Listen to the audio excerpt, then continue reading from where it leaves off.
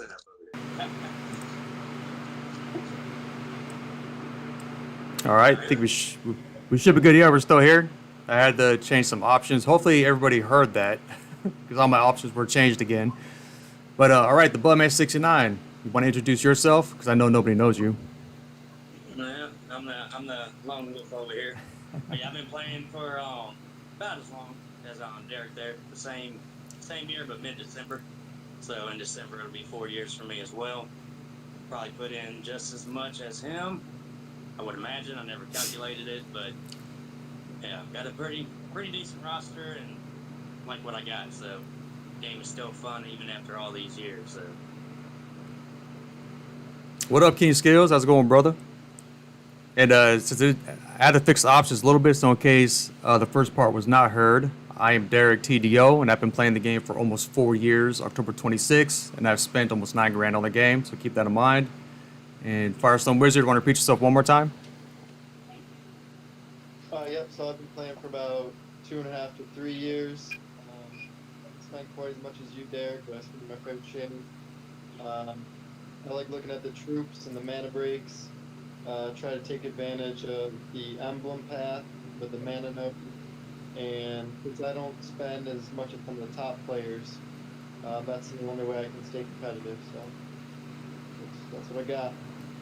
All right, good deal. Yeah, when it comes to the mana break, I've just now learned about that after all these years, after Bloodman69 and Luca were trying to teach me many months back. So that has really changed the game. So when we talk about mana break and troops, it's pretty important. It's pretty important. What up, Kevin?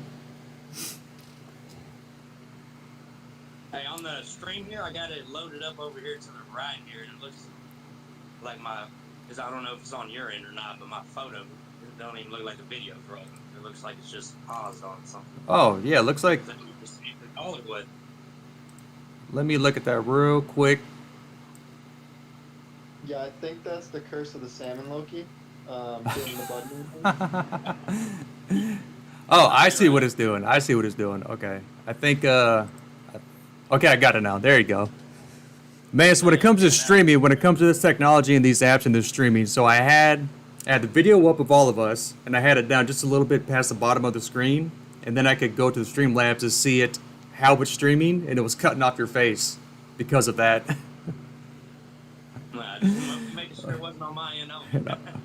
Oh, jeez. Oh, jeez, oh, man. King Skill says, Derek, you just don't listen. You're right, I don't. I refuse. I'm a terrible student, and I plan to keep it that way. All right, so let's jump right into it. So the first topic, what do you guys want to get into? You want to get into Butterman's fantastic pull, probably his best pull ever, in my opinion, or the hero of the month? We can talk about his best pull ever. Best pull ever. Here it is. Budman's favorite hero. The Salmon Loki. The fish. Now, do we have any idea why this is even a thing?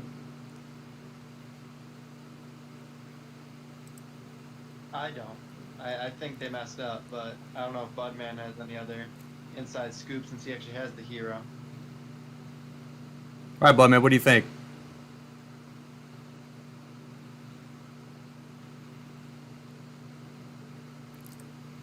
Did it freeze on us?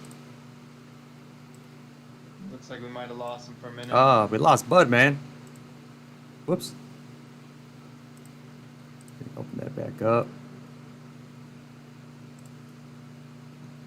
Give me one second. I'm not sure what the Salmon Loki's all about. I don't know if it's one of those things like when Grimble came out, there weren't a lot of minions, so there was a use for Grimble that the developers knew was coming. So then Grimble became more useful later. Or if it's just one of those things that they released a bad hero. So... I mean, could it have been... Again, 1 second. I'm trying to get something going here. Just give me a rough go of it. All right, I see Butterman now. You back? Yeah, I somehow got disconnected. All right, so now we're talking about so Salmon Loki. So what were I mean, so the like reading it, it does seem like a bit of a joke. When I read about what was in beta, it seemed like it might have been an okay hero. I just don't understand why. Like, what team was behind? What team was in the room that was talking about this, saying this is the way that we should release this hero as a 5-star, and it makes sense? Like, how'd you feel when you first pulled it? Did you see any use of this hero at all? No, even whenever I was looking at it before I did my pulls, I knew I didn't want that hero, or to even, I wasn't gonna level it if I did get it. I was hoping I really didn't get him, but I did end up pulling him, and his card is trash. Even if he was to hit everybody, not even singling out the color, but that it just does the yellow, doesn't sit right with me. It's such an oddball special. It's not even damaging whenever there is happen to be a yellow. So I don't get it at all. All right, let's give me 1 second. I'm going to test something out. I'm going to switch to a different scene, and can you guys just say a couple things to see if I can hear it? Yeah, for sure. Okay, I can still hear you? All right, good deal. Can you say something, Budman? Yeah, you still hear me? Yeah, I can still hear you. All right, good. And then let me go this. Let's see, somebody said the volume's got to be up. Let me see. I heard it hard to hear on my end. Yeah, people are saying they can't hear that well. Let me actually, I'm gonna test something out real quick.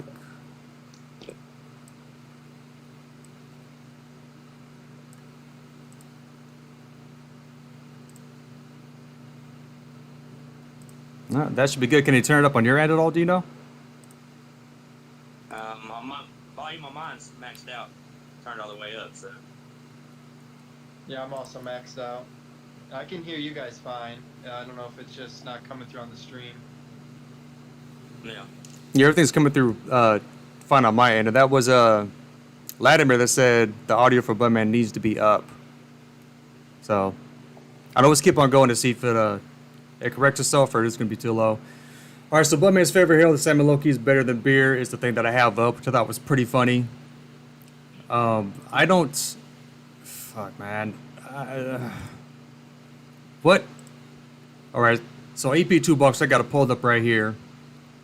I mean, the stats across the board are not all that great, like they're average, but the deals 225% damage to all holy enemies. After each element change, enemies take 126 damage if the element is holy. I just... Yeah, I don't know. I mean, to talk about that hero, I'm not even quite sure what to say about it unless we're actually talking to the dev team and asking them what the hell were they thinking.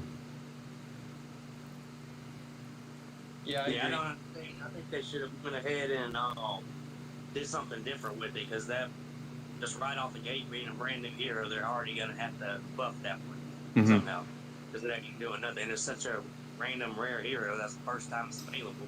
It's only available for those 3 or 4 days, and then it's not even a unique awesome hero. So they're already gonna have to buff that one if they even keep it coming back. I mean, there for like the week that it went cheap to play. If he had not been featured, I would have pulled more during that event.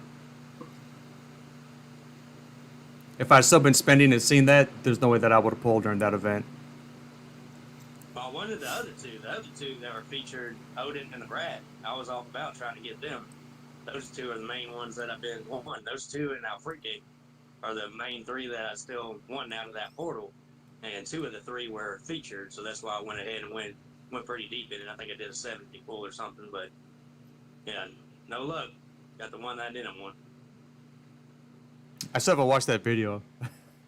I was going to, but I didn't get around to doing it. You ain't missing nothing. You ain't missing nothing. I didn't miss anything? Yeah, I forget where I heard. I think I heard it in chat or something. I think FireStorm told me, actually, and I was like, what?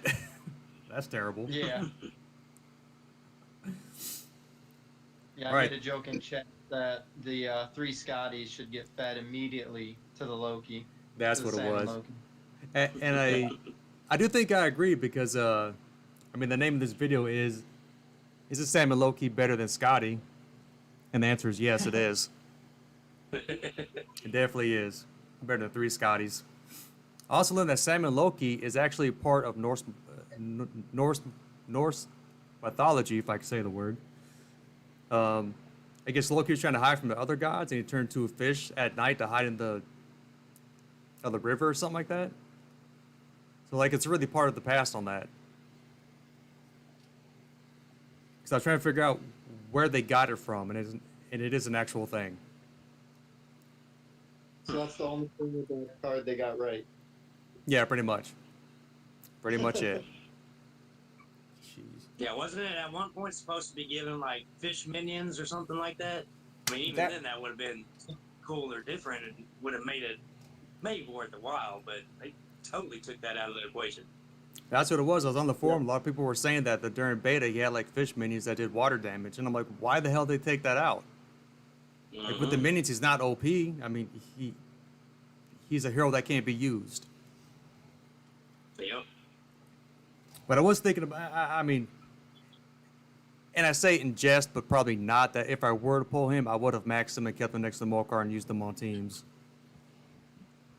With the two Aaron. Well, You have the two Aarons. The two Aarons, Molcar, and the fish. And then Strongest purple team ever. the strongest purple team ever. And then it got a max out non-costume Quintus. Perfect. Perfect. Max emblems on all of them. Throw your Bertilla in there. They were guaranteed to win. You can't lose a Bertilla. OP for sure. OP for sure. As Latimer says, Budman, you look 10 years younger on the camera. On this camera. Well, thank you, Latimer. You are a sweetheart. And I will say your beard looks fantastic. Thank you, sir. All right. So, the Salmon Loki. Guess there's not much we can say about that except that Budman loves him and he's so glad that he pulled him. Yeah, I could see that maybe because they were offering us, the user community, a good hero of the month finally, that they were like, you know what, we can't give them a good hero of the month and a good hero in the portal. So they're just balancing it out. It could be so they were planning this from the get-go, huh? They're like he's average right now, but if he's released with Divana, no, he's got to be trash. Exactly. I think that would be more of a money grab if they went ahead and did that. Offered up a good hero like that, then they would be double pulling because they want both of them. Well, they want you to pull the whole time, so they gave you Odin and the rat, but then they messed with the algorithm, so a lot of people got the fish. Exactly. I'm one of them. Speculation. It's all speculation. Who knows? Allegedly, right? Allegedly, they were doing that. Mm-hmm. I mean, really, like, I'm still waiting for Molcar to get buffed. When I found out that he was going to get buffed, and then they buffed him, and he was still trash, I was like, well, damn, guys. I mean, you had like a year and a half, 2 years to decide what you wanted to do with him, and this is what you came up with. Mm-hmm. Oh, man. What up, babe? What up, Dry Kane? The Three Stooges? Nah, man, we the Three Musketeers. I assume. Now, Divana, the hero of the month. I was pretty excited about this one. I'm not quite sure how I feel about it. What are you guys' thoughts on her? The Headstrong Huntress. I like her. I pulled her. I've got her to 370, or maybe 350 and change. Waiting to max her.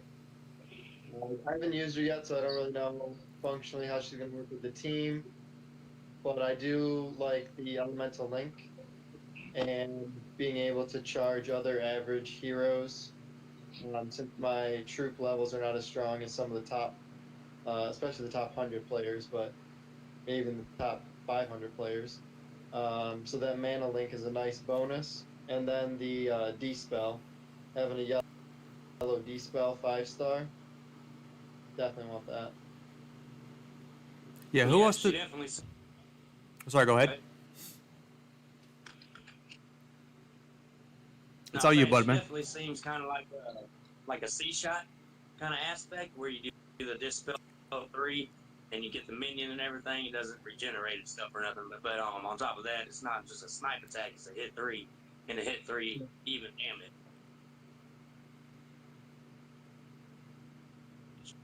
Which I like. I don't like the hit strong in the middle, and the outskirts are a little light. I like the even hit across the board. So she's definitely one that I'm really interested in, and she will get darts if I do pull her. Hopefully she's not one that I miss out on. Yeah, deals a 255% damage to the target and nearby enemies. Yeah, I do like that where it's not like a 255% damage to the target and then minor damage to nearby enemies. I do like it even across it. Yeah? We caught half of that. Oh, okay, sorry. See if I can fix this a little bit.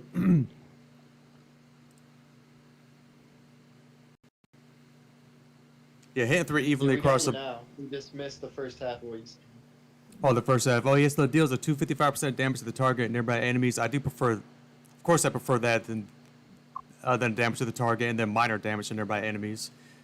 My question is, when it comes to the element link, it's a small amount of mana. Do we even know like what that exact number is? I did a trial run on it in one of my videos with what's her name? Maligna.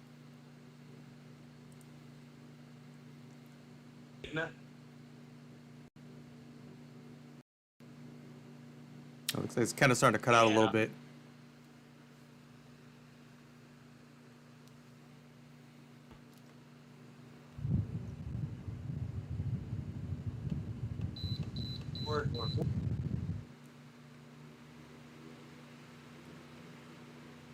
When it's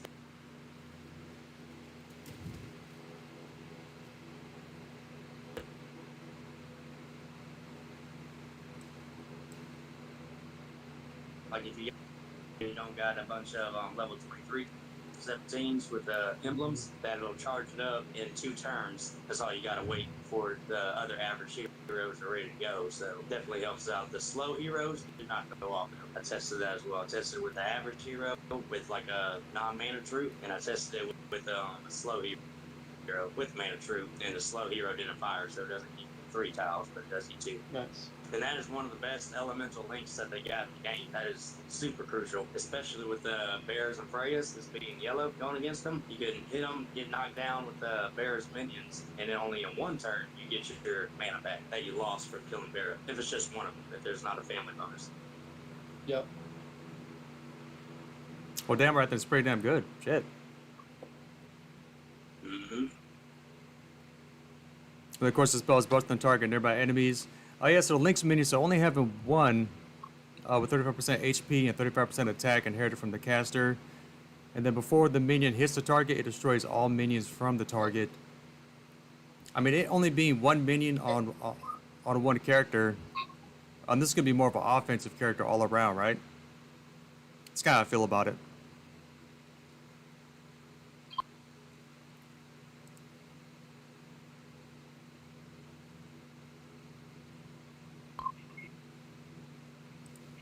Yeah, I think it's definitely more of an offense.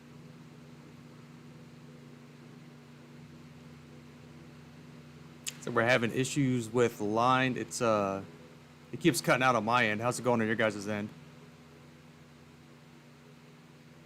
Not hit who you want her to hit. But you're having issues with what? Oh, with line? Yeah, so I'm definitely leaning toward online. I'm having a little issues matching what you're saying. Mugman's good on my end. Yeah, likewise. You're a little patchy over there, Derek, but when you're talking, I can hear FireStorm just fine the whole time. I don't know what's going on your end there. I don't know if it's the same for the actual on YouTube because don't got no sound on, but between just us 3 here. All right, let's see. So I can hear Budman fine now. Can you guys hear me okay now? Yeah, I gotcha. Okay. Mm-hmm. See if that fixed the issue. No, but on Right. that, note that FireStorm just touched on, before Odin came out, which Odin is clutch right now for yellows. on your defense team. Before that, White Rabbit was pretty clutch on there for a while. He was the same thing with the hit 3, same damage, and the defense down only 1. So I can see if you don't got Odin, that she could be a great possibility in that spot where White Rabbit was. So I think she could work on defense as well too. Yeah, I think it depends on what position you're looking at for yellow. I think I would still take Costume June or Uraeus on the wing. If you're running yellow at the flank, I could maybe argue for having a hit 3 on the flank just because earlier in the match, I like hit 3s in the flank spot and then snipers in the wings to finish. Assuming that you have a hit all, if you have fast hit alls and like average hit alls like Elizabeth and Odin and Frigg, the blue guy who came out, like if you have all those guys, you don't need to hit for defense. I can agree with that. All right, yeah, because I got I want to go off topic a little bit and let me see here. So don't stay on it. We'll go to so if a person were to pull, if I can pull it up, yep.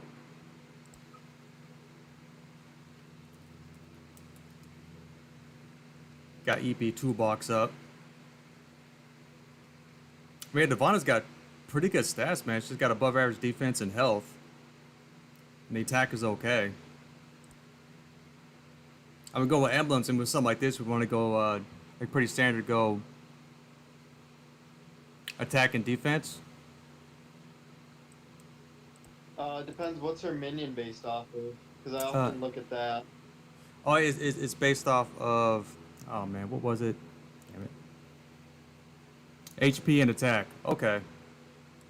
Yeah, so I would do attack and health on that one. Because Okay, I then. think her, what's the minion at, 30% or something? I think she has a high minion health, don't she? Yeah, I think so too. Yeah, 35%. Yeah, so That's the more health you have, the more that 30% factors in. So that makes that minion that much more extra above life health on your team. So you definitely want to go health route over the defense, I think. That's what I'm going to be doing. all right. So go attack and then health, and then of course the mono node, which has a health on that side as well.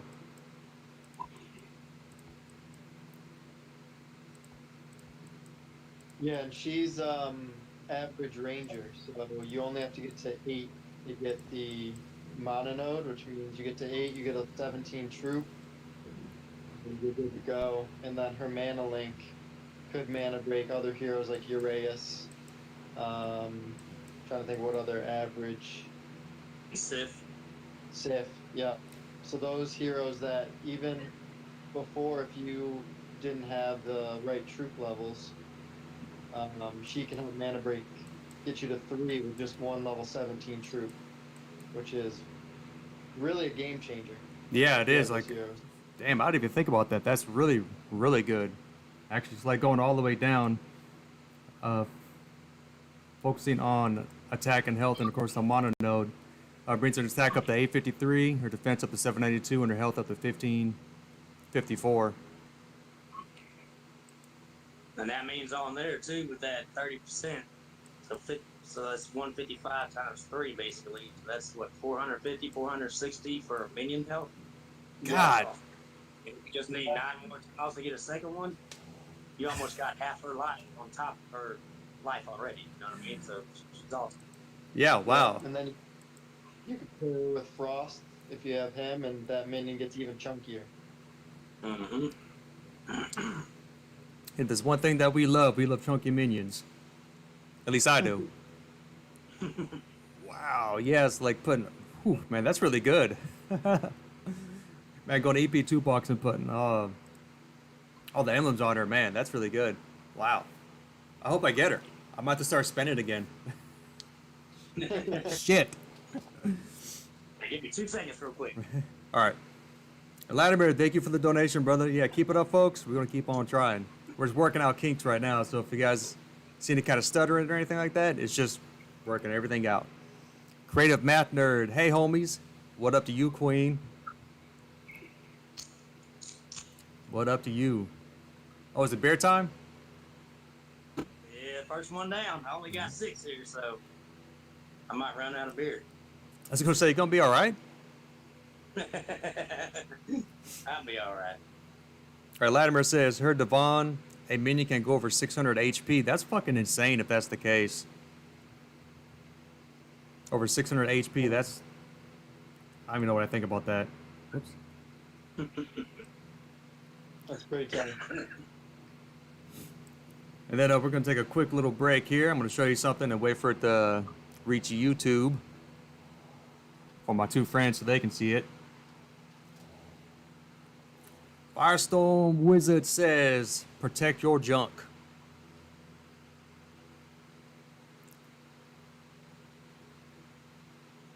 See, it says, I hope Devon and minions are that strong. Creative Mathner says, not a good time to mention that I pulled two, huh? No, not really.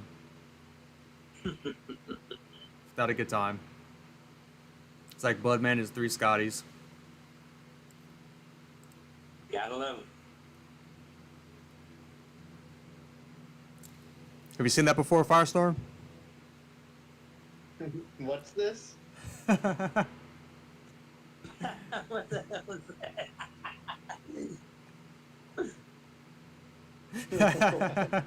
I think I've never said that. You had said, oh man, what was it? It was during a stream when I was bringing Wilbur. And you said protect your Willy, or like Willy protection or something like that. I forget what it was. Then I was going back and I was editing it out or down, and I was like, you know what? I want to make something to go along with this. And that's what I made. Yeah, I'm a fan of 20 Emblem Wilbur against sniper teams. I don't know about the sniper teams that you face, Goodman.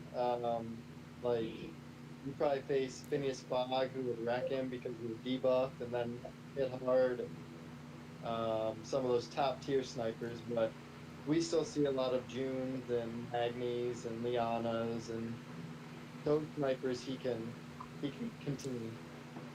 Mm-hmm. Yeah, we still got a few of those on the teams that we, like the lighter teams that we go against. But we do see a lot of freaks and Odins and ninjas and all that kind of stuff. So, but there are some teams that still have their snipers on there and everything like that. The costume Lianas and Junes and all that. Good heavy hitters. Yeah. All right, Don's Empire says, use your Willy wisely. That's what it was. What's that?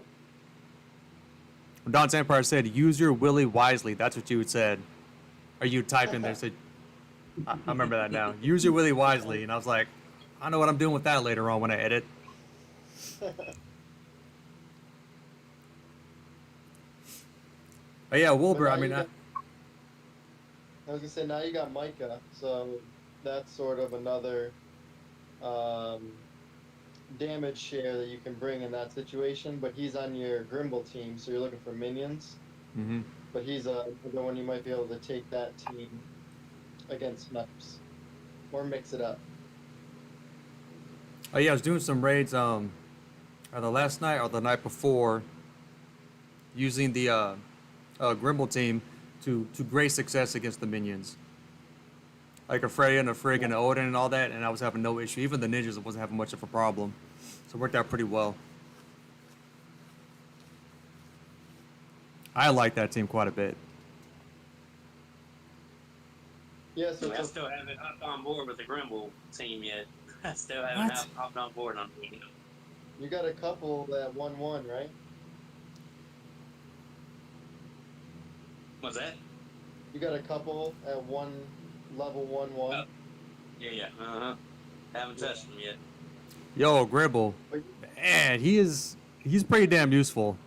He's pretty damn useful. I'm happy that I maxed him out. Yeah, definitely. Your purples are your strongest, though. Would you say that? Right, Budman? Yeah, my purples are stacked pretty good.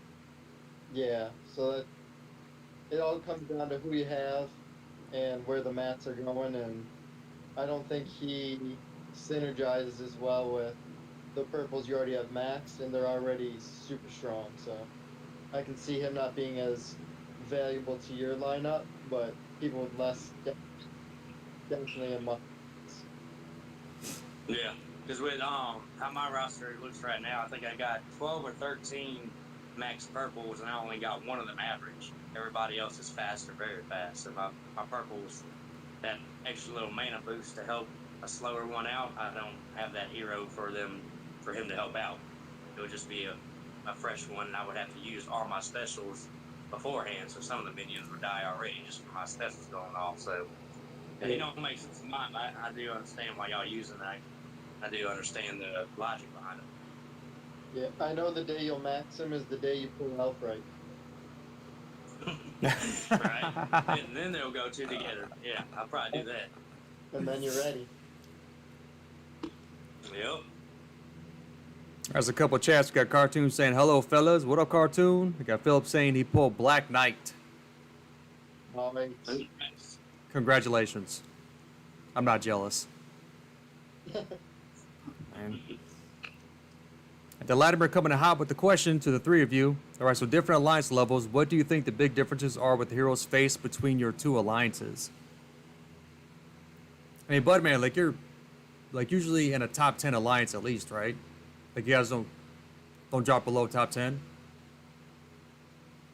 We usually face in the top 50. I wouldn't say my alliance is even top 10. I'll say the top 3 would probably be the Avengers, Kobier, and 7DD. We're nowhere near on those levels. I think out of those 3 teams, we played Kobier one time, and we lost by over 1,000. They just mollywopped us. But top 50, we can top 10, they're a little out of our range. But all those people in the top 10, they got like every color. They got like 3 level 23s in their troop, and we're nowhere near that on any of our players. So they definitely outrank us there for sure.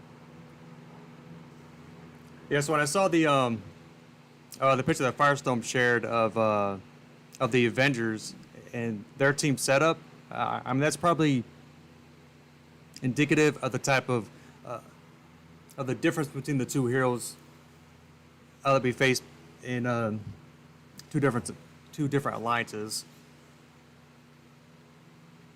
Like we Yeah. How do we think, Firestorm?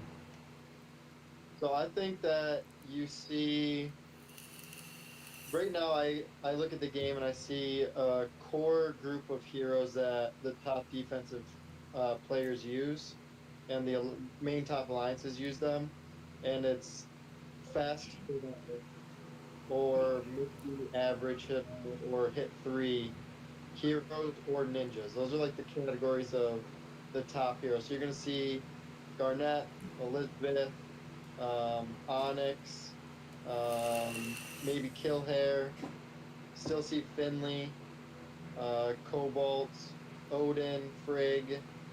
Those are the ones that I normally see when I watch Budman's videos, that he's like, well, I'm going to face at least 3 of those I just listed, if not all 5 are going to be on the defense.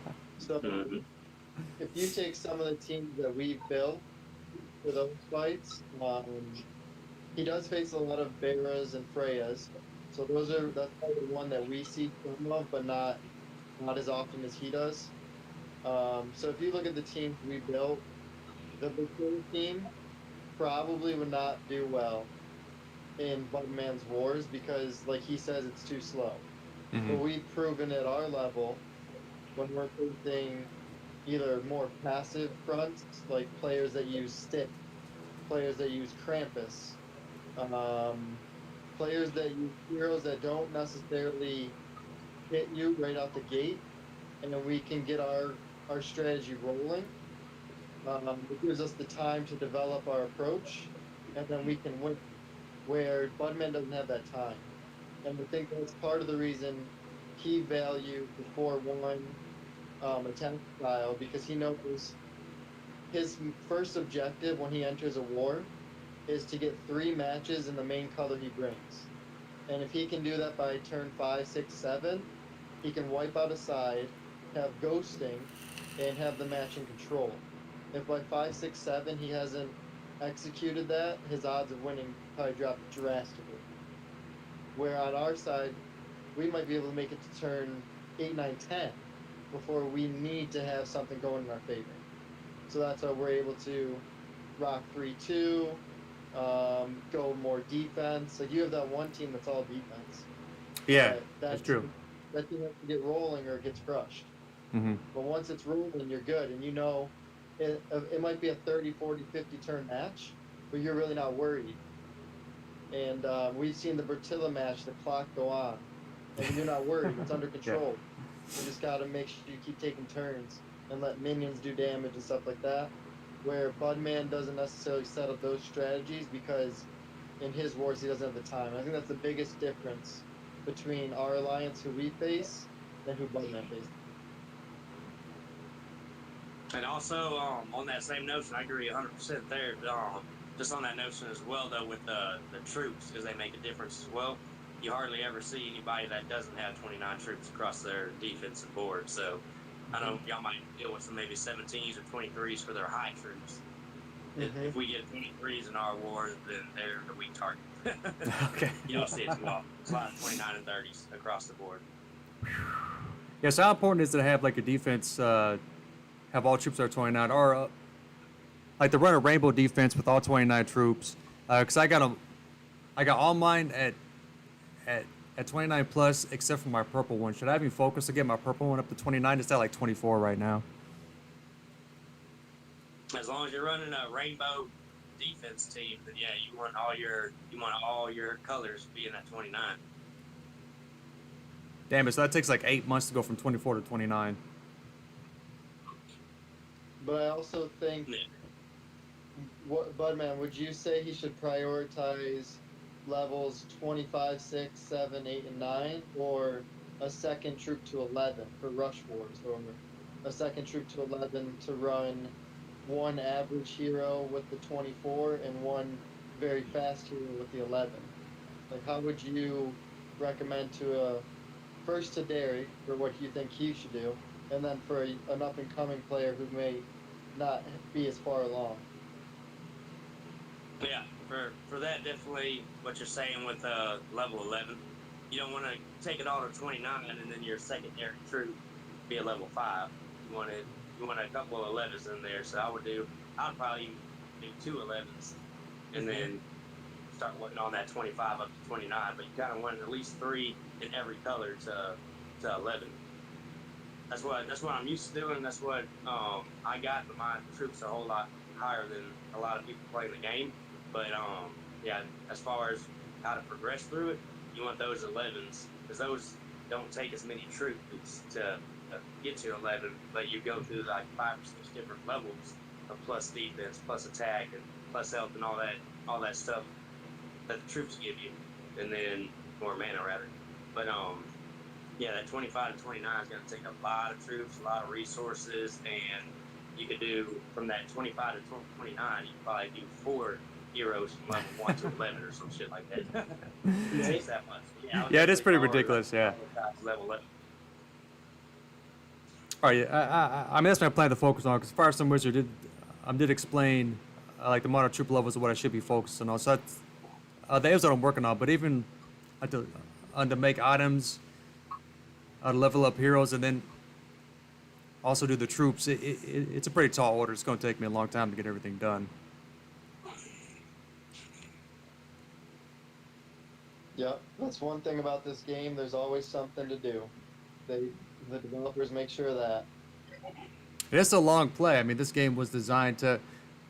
It's kind of odd to me because I never really felt like it was a slog to get where I wanted to be, but I knew that it was going to be time consuming.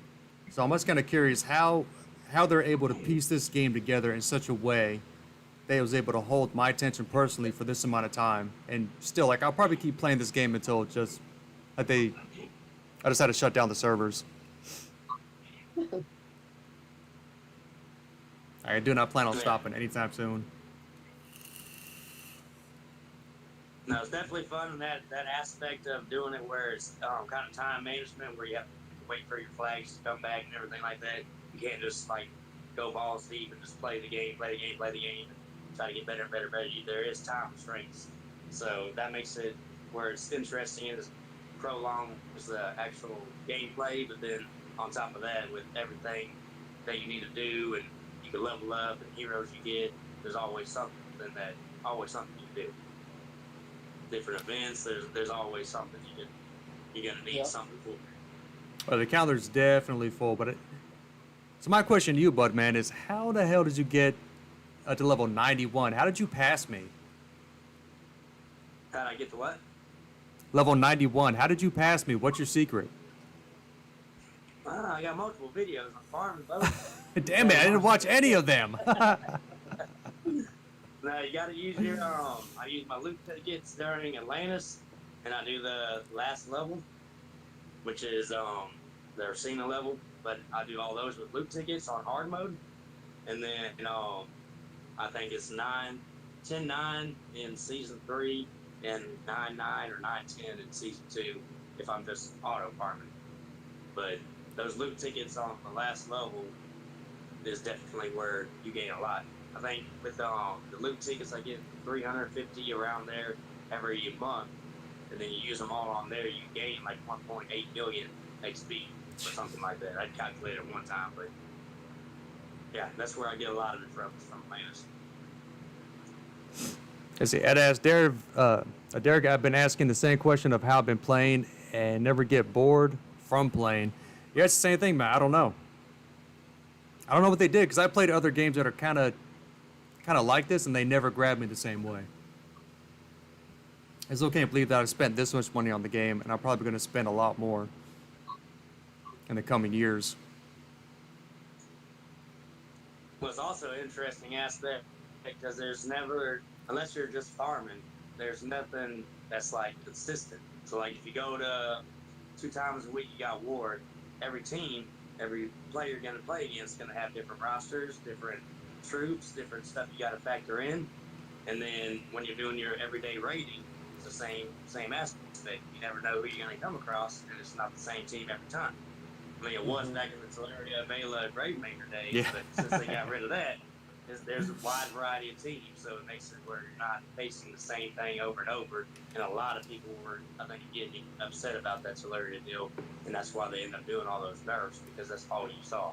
Mm-hmm. If they owned the heroes, those were in the defense team, 100%.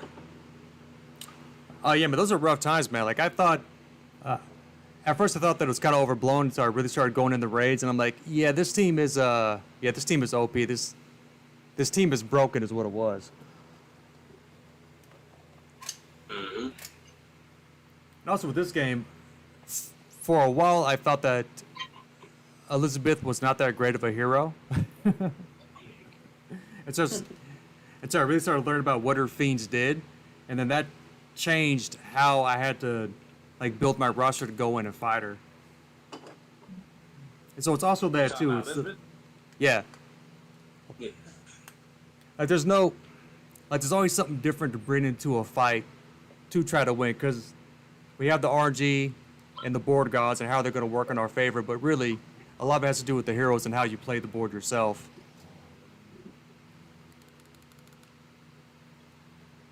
Yeah, that's what makes Elizabeth pretty special, because I noticed that you weren't too big of a fan on her, but she's kind of like how Teleria does that stuff with the mana jazz, but Teleria's stuff wears off after 3 or 4 turns. Hers stays until you get rid of that feat, and that's a big percentage. It's like 40% or something like that. It's huge. So if you don't got people with mana, it's hard to get the mana. Yeah. And that's what makes her gas. That's right, so now I just got to heal. I got to get my aerial up, and she has a fiend on her. It's like, now it's going to take me like 18 turns to get that done. I'm like, oh man. Yeah, she'd be giving it to me. I learned my lesson. Learned my lesson on that one. You see, Doshi says, Budman69 is a trash talker at best. Hot damn. Shots fired. Yeah, Honeybee's with us. Oh, yeah, we got. They're both in my line, Honeybee and Doshi. Yeah, I know Doshi. Put my folks on there. See if we missed anything in chat. Let me go back through real quick. We got Dakeem saying hashtag Team Pertilla. Dakeem, a very bright young man. Ed saying hashtag Team Alfred. No, I don't agree because I don't have her. And the cartoon says Doshi and the Budmen are beer drinkers at least. All right, I can get behind that statement. At least. Now, Cheers to anybody drinking out there. I got my coffee. I'll have to go get monsters here when we're done with the stream. Also, everybody watching, if you want to like and subscribe, greatly appreciate it. Get hard-hitting content from myself, Derek, FireStorm Wizard, and the Budman69. And you can decide which one of us is best. But we all know the answer. Limit breakers. All right. Let's jump right into the meat of the matter. I faced a morel that was limit broken. Didn't have much of an issue. So I don't know if this is going to be a problem in the long term or not. What do you guys think about these things? Go ahead, Firestorm. So I think because the way they rolled it out, and they only gave you enough to be one short to do a 5-star. Not everyone has a 5-star. We haven't really seen the impact of limit breakers yet, and we also only got one color. I think give it, let's see, they're doing 1 a month, so give it 5 months with 1 extra month for 6 months. And a lot of the top players will probably be getting the 1 bonus one they need for war loops or tournament loop. So the top players are probably going to have enough after 6 months to limit 1 of every color, if not maybe 2 blues. If that's the case, I think if they put those limit break resources towards the top players, I think the good thing that the top end wars could become brutal, because it's going to take a long time for the rest of your roster to catch up. So, we don't see the full something like they just said. You only face like 1 limit broken morale, or a limit broken cobalt, or a limit broken Krampus.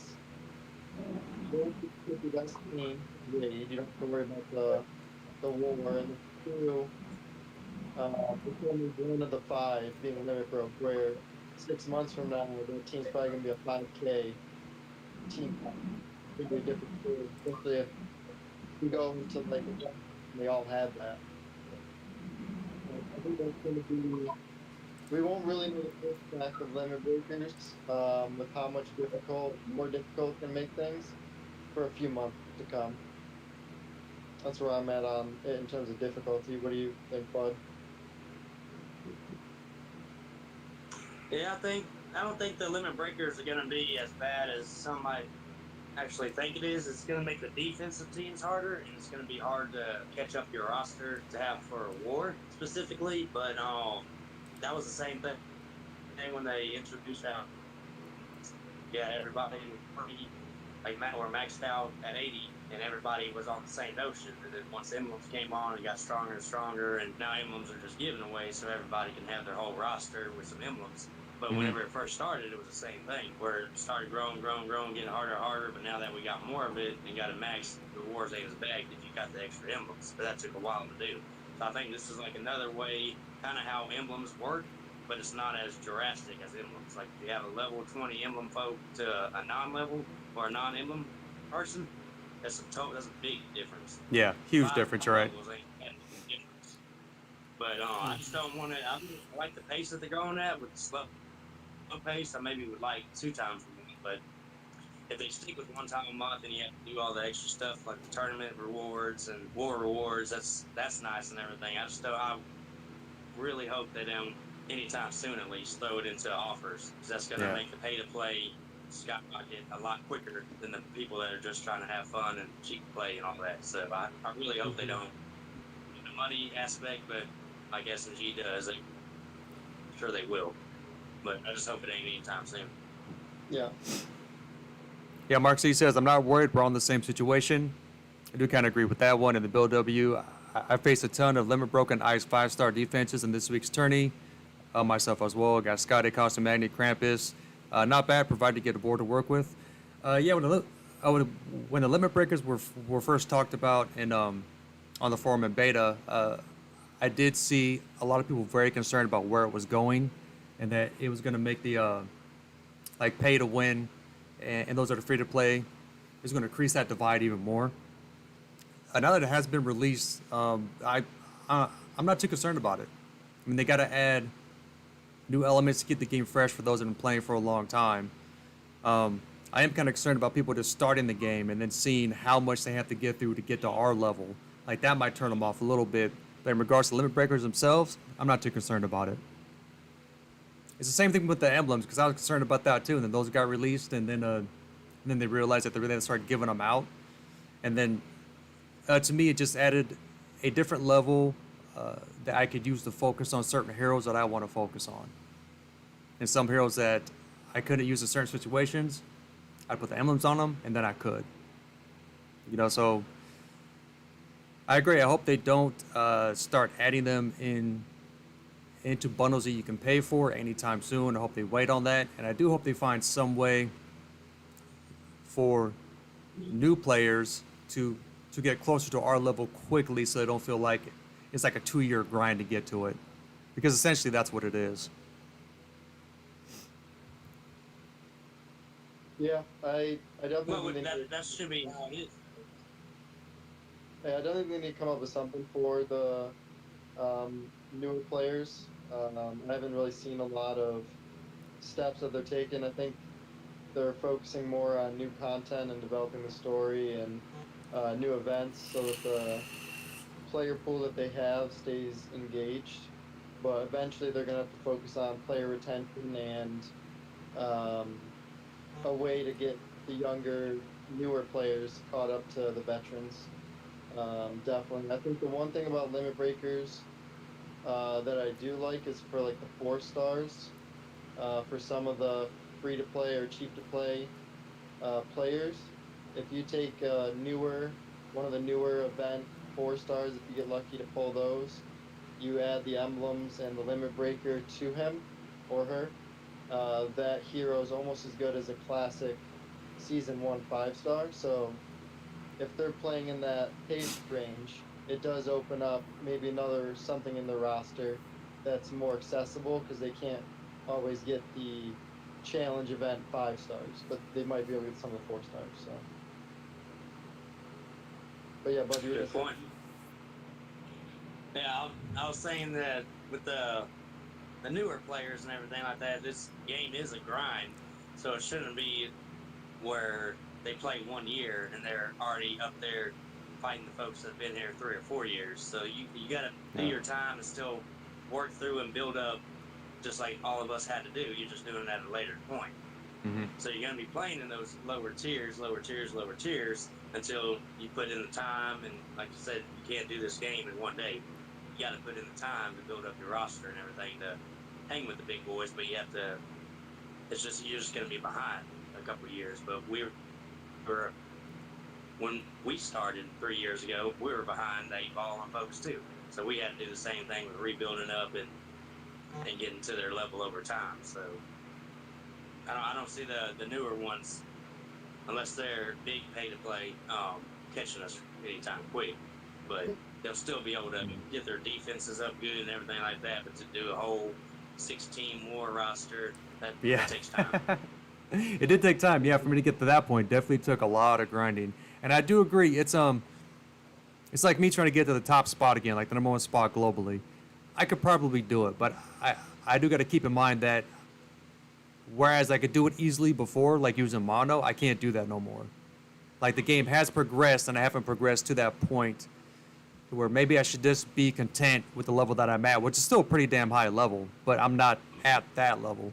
And so new players, I would say don't look too far ahead, right? Because it is going to be a grind, but there's still a lot of fun in the game at that level that a new player is playing at. I always forget about that. There's large portions of the player base that are not at our level, and that's fine. You know, like, just have fun where you're at, and don't be too concerned about getting to the top. Because once I stopped doing that, once I got with FireStorm Wizard and started looking at my heroes and all the different ways that I could utilize them, I started to enjoy the game again.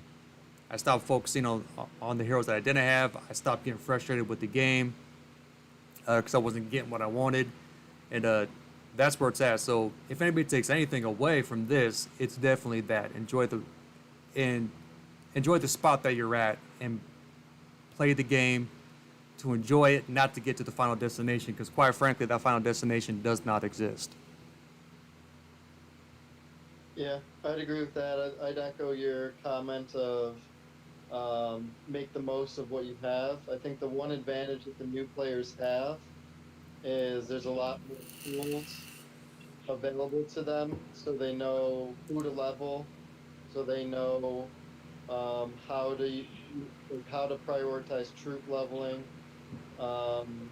what the most efficient way is for them to get. Like we talked about this hero of the month. If you're a new player, let's say you've been playing for a year, and you get your yellow troop and you see it's at 13 for a mana troop, and you pull the hero of the month, and you have some ranger emblems, you can throw the ranger emblems, get her to 8, work that troop up to 17, and then now you can mana break her and your other average yellows. It might be 4 stars, it might be 3 stars, but maybe that opens up a door that I wouldn't have known that 1 year in. I wouldn't have known the mana breaks, and I wouldn't have known to focus on the rangers and the rogues because they get their talent early. So there's more information available to them so that they can be more efficient. And if you're more efficient, they can become more competitive sooner. And hopefully that means they get better loot drops. And if you get better loot drops, you get faster ascension to rise to the top. That's a good point. Yeah, there's a lot more knowledge out there and tools for people to use to know exactly how to play this game right. I got 2 max errands, for Christ's sakes. If I would have known what I know now, I got a max more cards a joke. But the 2 max errands, they just sit there and do nothing. And been doing nothing for a long time. We're gonna work those into your Rush War roster. Somehow, some way. Yeah. Oh yeah, yeah. Yeah. That might just work. Right, Ed asked, I pair right, Ed asked, I pair Breen and Wilbur together. Alright. Breen, so the 3-star nature hero that lowers defense with the costume, how do you say her name? I say Brienne. I don't know how to say it. I think Brienne makes the most sense. Alright, so Ed wants to know if he brings Brienne and Wilbur together on a Titan, will he do a lot of damage?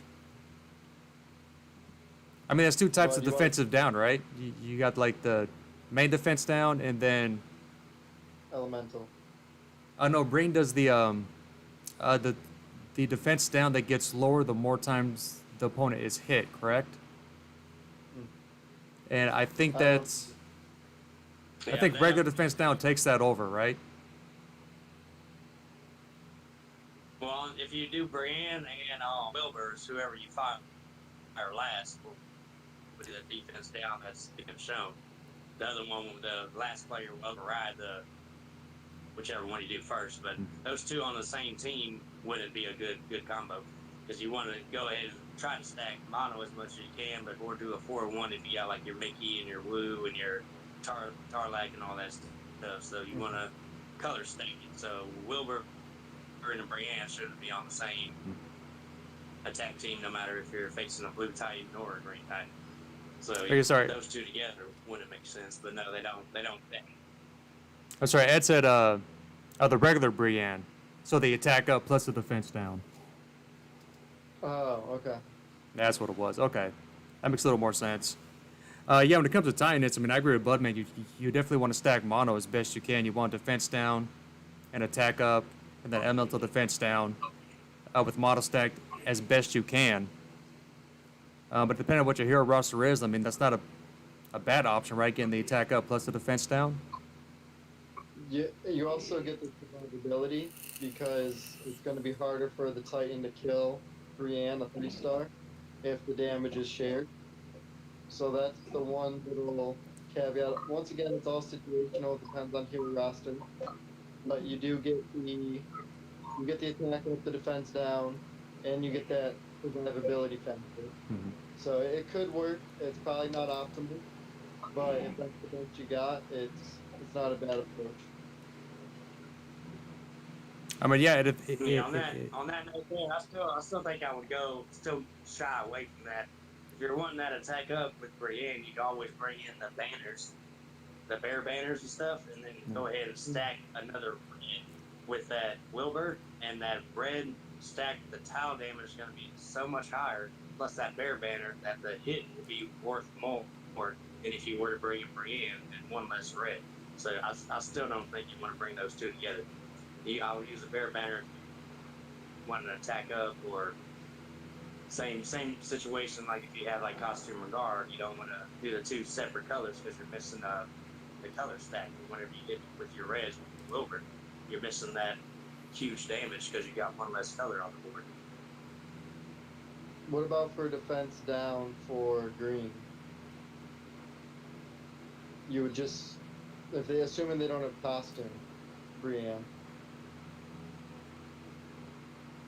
Like, would you ever see a situation, Bud, where you'd Would I still use it? would you ever see a situation where you're facing a blue Titan and you don't have a defense down green hero, but you have Wilbur? Would you make him the 1 in a 4/1? Because there's no, not to my knowledge, there's no item that does defense down.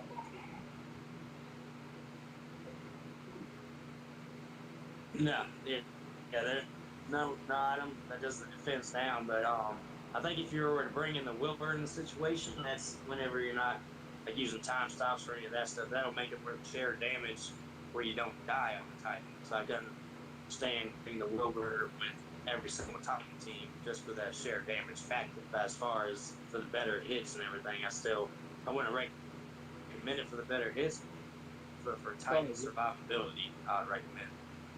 Right. You said the Wilbur and Brienne thing. And Latimer, thank you for the $5 donation. It reads Donkey Punch. Cheers.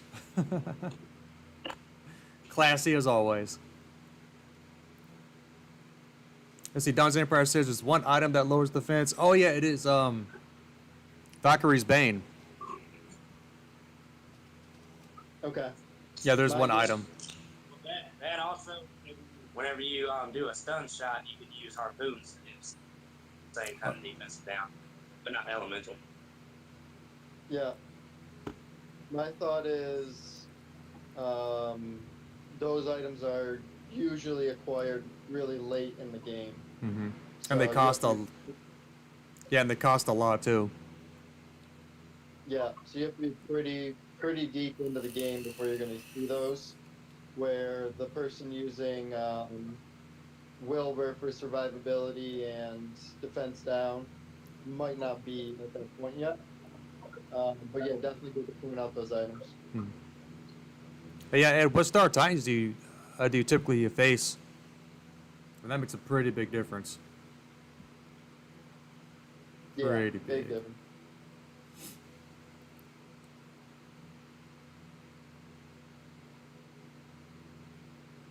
All right, then, so limit Checked break. up on chat. Oh, you have it? There's a lot of chat going on. Cartoon says Budman hits Titans great. I like his points. I think Budman is overrated. Just saying. He's okay for what he is. Honeybee says best to save those expensive Titan items for rare or Mythic Titans. Yeah. Man, Mythic Titans, all right. Honeybee, thank you for bringing that up. Mythic Titans, the last one, I still think that I hate them. Budman, you love them. FireStorm, what do you think? I thought he was the one that required the most thinking, so for me, I enjoyed that. So if you read his special, he got a stack for 3 turns every time you increased your attack. I think his defense, correctly. So if Can you hold your phone a little closer to your face so we can hear you a little better? Yeah, is this better? Yeah, it is way better. Gotcha. Yeah, I'm trying to be so you can see the video, but also not too close. So, all right. Yeah. So what I'm saying is, if I remember the last Titan correctly, he got a stack for 3 turns on defense whenever you boosted your attack. Yeah, trash. However, you could boost your attack using like Mickey, Woo, and I'm not sure about Tarlock, but those boosts are for 4 turns, and his buff was for 3 turns. So you had a 1-turn sweet spot where if you waited and held out, you could charge up all your heroes and your specials, and then fire them and wait for his buff to go away, and then use your scrolls of alteration and do big damage because you still had your buffs and his went away. The problem and the annoying part was if you blocked your scrolls during that one turn. I forgot those bastards do that. And then all of a sudden you're locked out. So that happened a couple times. Was frustrating, but I enjoyed it. It was a little more tinkering. I don't even know if that was the best way to do it. I don't have Guardian Gazelle, and I don't have some of the top yellows, but I still managed to make it work. So good for you, Firestorm, because I was not able to make it work, and I got very, very frustrated. Very frustrated. I hated that Mythic Titan. I hated him. I don't know if I said it in stream anywhere, but hits that I did on that one, I did terrible on, and didn't really catch that how much it was actually blocking me when I did Mickey. It did it to all 5, so that made the thing so much worse. Then after I kind of got it down and everything like that, I think I did my best hit on my like 6th, 7th, or 8th hit. Whenever I finally realized, like you were saying, wait that one last turn and then do your scrolls and everything. Then and that's whenever the damage went super high. Yeah. Yeah, the top 1% ain't really too hard on any of those, but that one was definitely the toughest. If I played it the same way throughout, I might have not got it.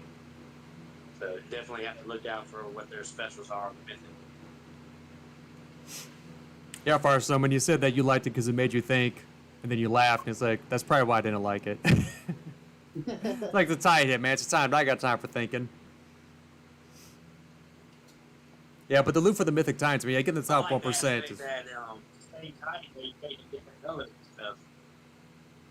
The same Titan, but you have to take different colors from Raptors because that mana and everything, that once you use it too many times, so you got to make multiple teams. So that's pretty creative, taking in a yellow team against the red Mythic Titan when you normally wouldn't do it, kind of thing, just so you got that extra bonus 20%. So yeah. Definitely, I like the Titan. I definitely like it.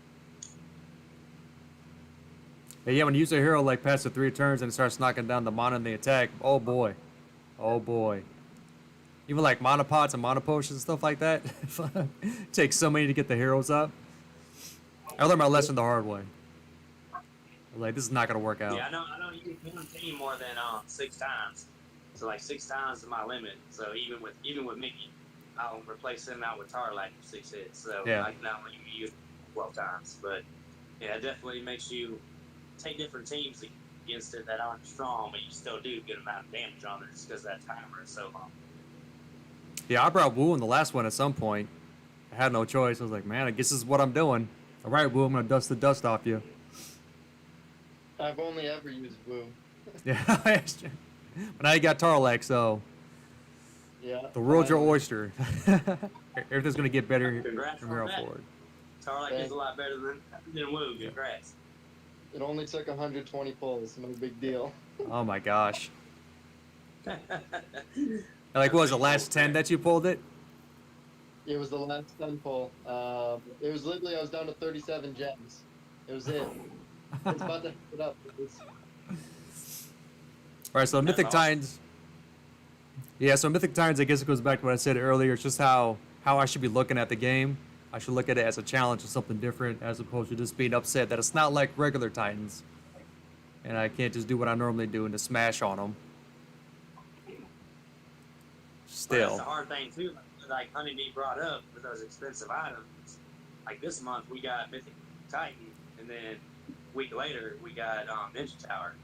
So depending on how you want to place both of those, you got to save some of those items for the tower as well. So you can't go like all in unless you just don't like the tower and don't want to place in the tower.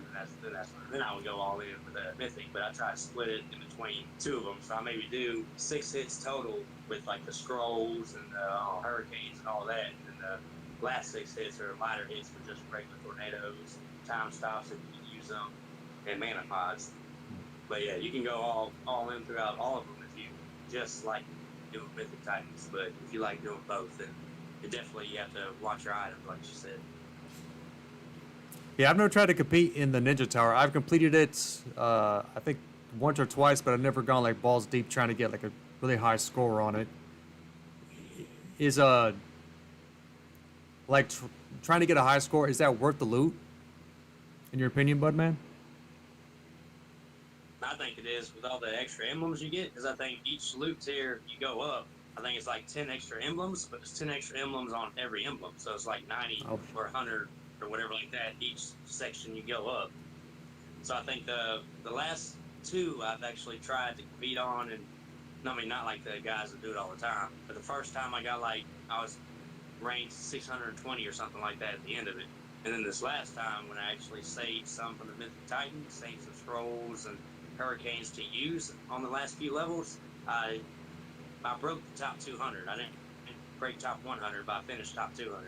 And that loot is worth it. It's worth it more than what you get from the Mythic Titan. So Really? Okay. I went ahead and started to do it in the tower. Yeah, I would agree. Since the Mythic Titan, so for Derek and I, the Mythic Titan, we aim for the 1%, and then our alliance doesn't normally place in the top 100. So for us, once we get those 2 1%, we don't really have much to gain loot-wise. I know you're in the competitive alliance, so you're trying for those top 10, top 50. I don't know where your alliance normally falls on the Mythic Titan, but you can't sort of give up as many hits as maybe we could and stay for the Mythic Tower. But definitely splitting at some point, there's a cost-benefit ratio where it's better to save and not keep going on the Mythic. Yeah, and I agree with that too, because we don't compete for the top 10, but we've gotten top 100 every time. So you still got to use some of those big items to stay. Like everybody in the alliance has to use those big items to stay in the top 100. Otherwise, we'll be knocked out of that. But if you're not competing for the top 100, I would say use what you can use to get to the top 1%, and then save everything else for the Ninja Tower to make the Ninja Tower easier. Like if I wasn't in the top 100 alliance, I would just make sure my personal rankings were top 1%, maybe 1 or 2 times use rolls, and then everything else would go towards the tower. But I got to do my part along with my team members, and that's why I do 6 heavy ass shots. Yep, and that's sort of knowing where you fall and like sort of know your range, talk to your alliance leadership, figure out what your objectives are. Are you guys going for a top 100? If you already know you're not going for a top 100, then you might not have to ask, but try to identify before the event starts, what are you trying to get out of this event, and then budget your resources accordingly. That's a good idea. Yeah, Don's Empire. Sorry, go ahead. Sorry, I say one more note on it. I think that it is fun to do the Mythic Titan. This is funnest for a lot of my folks in the alliance, so that's why we put in the items on it and everything. But if we just worried about top, let's say 500 or whatever it is what that next tier is, and everybody in the alliance went hardcore on the Ninja Tower, as far as the emblems gained for the whole alliance would be more beneficial for the tower. Just a lot of folks don't like the tower because it's so time consuming and 50 levels and everything like that. But as far as the loot you get from the Mythic Titan and the loot you would get from the tower is more helpful towards the alliance. So, but like I said, it's up to the alliance, your leadership, and how you want to do it. But we like to stay competitive in both. But the Ninja Tower is all solo, depending on you. That's the team aspect, so that's why everybody hops on board and likes to do good on that one too, to get in the top 100. Yeah, it's good talk about the Ninja Tower. I mean, Don's Empire said they got top 500 in the Ninja Tower last time, and he got 700 emblems, not counting the emblems he got from completed levels, which is fucking ridiculous. That's solid. Yeah, once that's most emblems you can gain from one event. So that definitely is one that's worth using the heavy items on, worth completing and trying to get a decent score on. That's the one where you use your heavy ass items that is gonna be worth your while because all the shit you gain is regular, and then whenever you place in the end, because you gain emblems at every level too. So that's definitely where you want to, if you want emblems to share across your roster, share across your 6 war teams. That's where you're gonna gain them at. Well, I know what I'm doing this time. Man, I had no idea. I knew that it was a good amount of emblems, but I didn't realize it was that much. That's an incredible amount. Yeah, it's definitely the best aspect of where to get emblems and the spot to get it at. So that's why I know a lot of people dog on the Ninja Tower, but I mean, I don't even like doing it through the process and everything. It's very time consuming. But the reward at the end is the best rewards you get in any kind of event, anything that you do. The best rewards. Yeah, the times that I have gone through it. No. The times that I have gone through it, I mean, it has been just a slog, and I've hated every single second of it. But those are really damn good rewards. The later stages take 4 or 5 minutes if you try to drag it out, survivability and everything Yeah. like that. But if you try to time country where it's under 2 minutes, that's where the hurricanes, tornadoes, and scrolls on the last come in handy, where you can blow through them quick, and that's where you score the most points as well to jack up your total score. So you definitely want to have some of those items laying around for that. So that's why I don't recommend blowing everything into the Mythic Titan unless you just don't like the tower and don't care if you can play it or not. Well, I didn't care, but now I do. How many items are you allowed for the last fight usually? 2 of a kind or 3? I think it's 2 of a kind. I think it's 2 of each. So, and that's for like the last 5, I believe, right? Either the last 10, but it's the later stages for sure. Okay. So if you save like 10 of each, something like that for the last stages, because you can't. I mean, it's not worth saving like 30 or 40. No, what I try to do whenever I do that, I use those items on the last. I use the full mana pods, the tornadoes, hurricanes, and scrolls, and I do it on the last 10 levels. So I try to have 20 of each of those in my inventory before I start. Gotcha. Thanks. Yeah, that's good. Then I'm going to keep that in mind. Oh, yeah, because creative Math Nerd asked, what items do you save for the tower? And you pretty much just answered that question. What's your approach for the early levels, bud? Because obviously there's risk of losing strong heroes, but you just want to get the level over as fast as possible. You like bull rush it, or what's your approach there? Yeah, because the earlier levels, you got, I think, last round. I think it's 2 rounds, and then it goes to 3 rounds and stuff like that. But I use a lot of the dragon attacks, and then the dragon attacks, bomb attacks, and axes to make my matches where I need to make my matches to get them up. Like I usually bring in like a Wilbur or a costume gunner, so I got that share damage. So I mana them up with the regular little mana pods instantly from the beginning. And then I go ahead and make my match or whatever like that, kill them off. In the second round, kill them off with the dragon attacks, bomb attacks, and everything like that. And then re-mana them up to fire up all the specials on the boss level. Gotcha. Now, I usually don't even have any curses at all. Like the last Ninja Tower that we went through, I think I might have had 7 people that were cursed and only lost like 2 heroes. Okay. So if you don't make multiple matches and a lot of matches, that brings your score up in general. But then you don't lose heroes either because you're not trying to make that match to not get your hero cursed because the curse don't even come up. You don't make enough move for the curse to hit you. Right. Do you ever hold curses if you know you can match them later? Like, I'm pretty sure you can only have 1 curse on the board at a time. That I'm not too overly sure. You might be able to have one or two on there, but I think in the later stages you can get a lot. But yeah, if you are about to lose your player and like lose them like for the whole time, that's when you kind of want to throw out a tornado and try to shuffle up the board so you can make that match. Because once you lose one of those key heroes, then your whole team synergy is kind of out of whack. Right. Especially your gunner and your Wilbur. You definitely don't want to lose them two.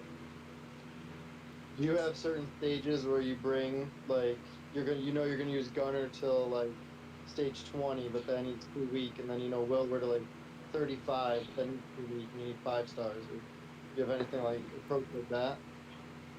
No, I use gunner and Wilbur through all 50.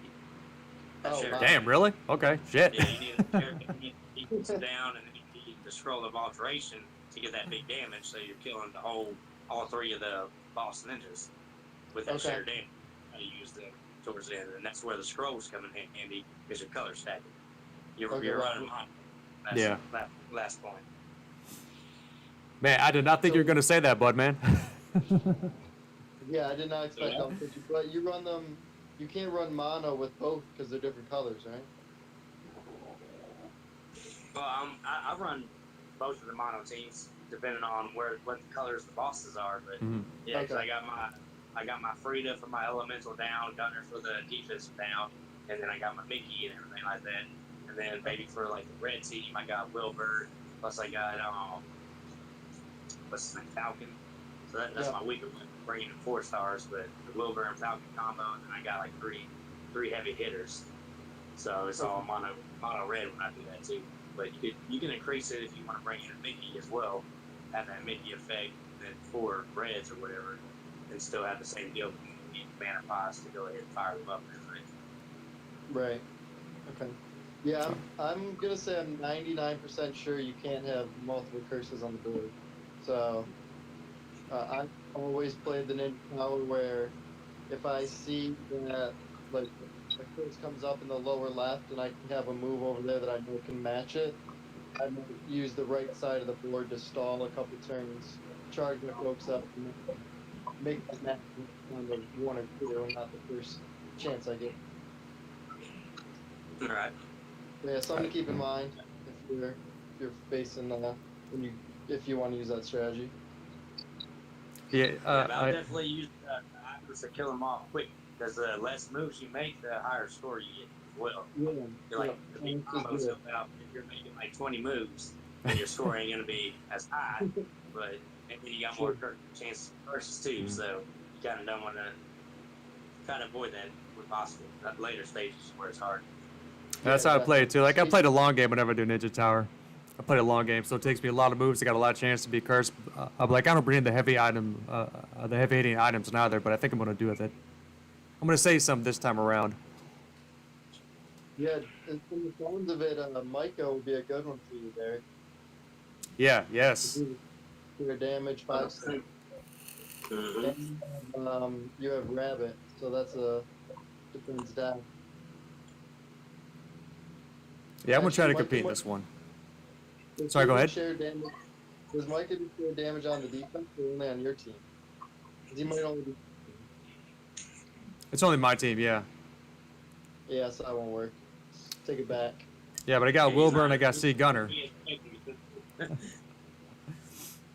Gonna have to use that Willie wisely. That Willie wisely, you know I'm going to, man. It's not gonna be the mousetrap. Not gonna be the mousetrap. Yeah, Don's Empire says top 100 teams use C Gunner. Man, he's a damn good 3-star, that's for sure. Yeah, the costumes, man. So, man, costumes. I guess we can go on to something else. I like the idea of the costumes. I wish they're easier to get. Of course, everybody knows that I love costume Catalan so much. I love the fighter. I don't want her. I just want a fighter constantly, not stop in the top 100. But the thoughts of like giving costumes to the newer or the 5 stars that don't really require any kind of buffing. What are your thoughts on that? From the get-go, I thought it was a terrible idea, as I'm sure most do. But can we envision a time here in the future where it will make sense to have a costume for like Drake or Gravemaker or something like that. Bud, you want to take this one? Yeah, I don't think so at all. Like having a costume Finley, I think they try to throw out there. Yeah, that's costume. You said, I mean, I would like to have another chance to try to draw a Gravemaker. Needed? No, not needed. Like both of those are still relevant relevant to the meta now still, and they've been around for years. So both of them are great heroes as it is. There's no need to give them a buff. And what they did with these jokers on the sand. Oh, the Sand Empire. I don't understand why they did that. They didn't even make it badass or anything. No. Like, I'm not using any tokens to pull in that event. I'm saving them for either Christmas or Halloween. I'm not using a single one because those heroes, even if I get it, and it's so rare that I get it, I wouldn't be excited about it. And I already got Raina maxed out. I don't want her costume. I don't even use her in my war now. Yeah. So yeah, I'm not. No, definitely for the OP, like Finley and Gravemaker, there's no need for that. You need to buff up the Salmon Lokis and stuff like that. Yeah, the fish and the errands. They got to buff up the errands. What they got to do. I mean, yeah, the whole thing when it came to the costumes were for the heroes that needed to be buffed up to give somebody a chance to at least get them on the level that we're at now. And when they came up with that, I was like, what the fuck? Who? Again, I say it all the time. Who are the assholes in the fucking room making these decisions? Like, you know what, Timmy? I think this is going to go over well. It's like, no, it's not going to go over well. It's fucking ridiculous. Yep. God, man. And yet the Sand Empire, I don't even know what to think about that. Like, I used my tokens in because I was going for the Hero of the Month because I was cheap to play for that month or that week. And I kind of wish that I hadn't done that. Damn it. Yeah, I would just say for another different event, but I'm not wasting them on that event. I'd rather pull another portal. That portal does not excite me at all. If I even got a costume, it wouldn't excite me. None of this one I think are good heroes. Personally. Yeah, obviously the best reason to be pulling in that event, in my opinion, is the free-to-play or cheap-to-play player pulling, hoping to get the hero month. Yeah. Like this guy right. Like this guy right here for that week. Right, and maybe they get the first time, and if they're cheap to play or free to play, it is another $5. But for people who put in a lot of money and have more control over the pulls, I use that as one of my tools. Yeah, so that we can all agree that no time in the near future will those heroes need a costume or need a buff in any way, shape, or form. Not at all. But then always begs the question, why the hell was it even brought up? It's money, right? It's an opportunity to have a chance at pulling Gravemaker. That's the only reason why. Because everybody wants Finley. Everybody been wanting Gravemaker. Those are two top heroes. So giving another opportunity where the feature is the only way, because that's money grab.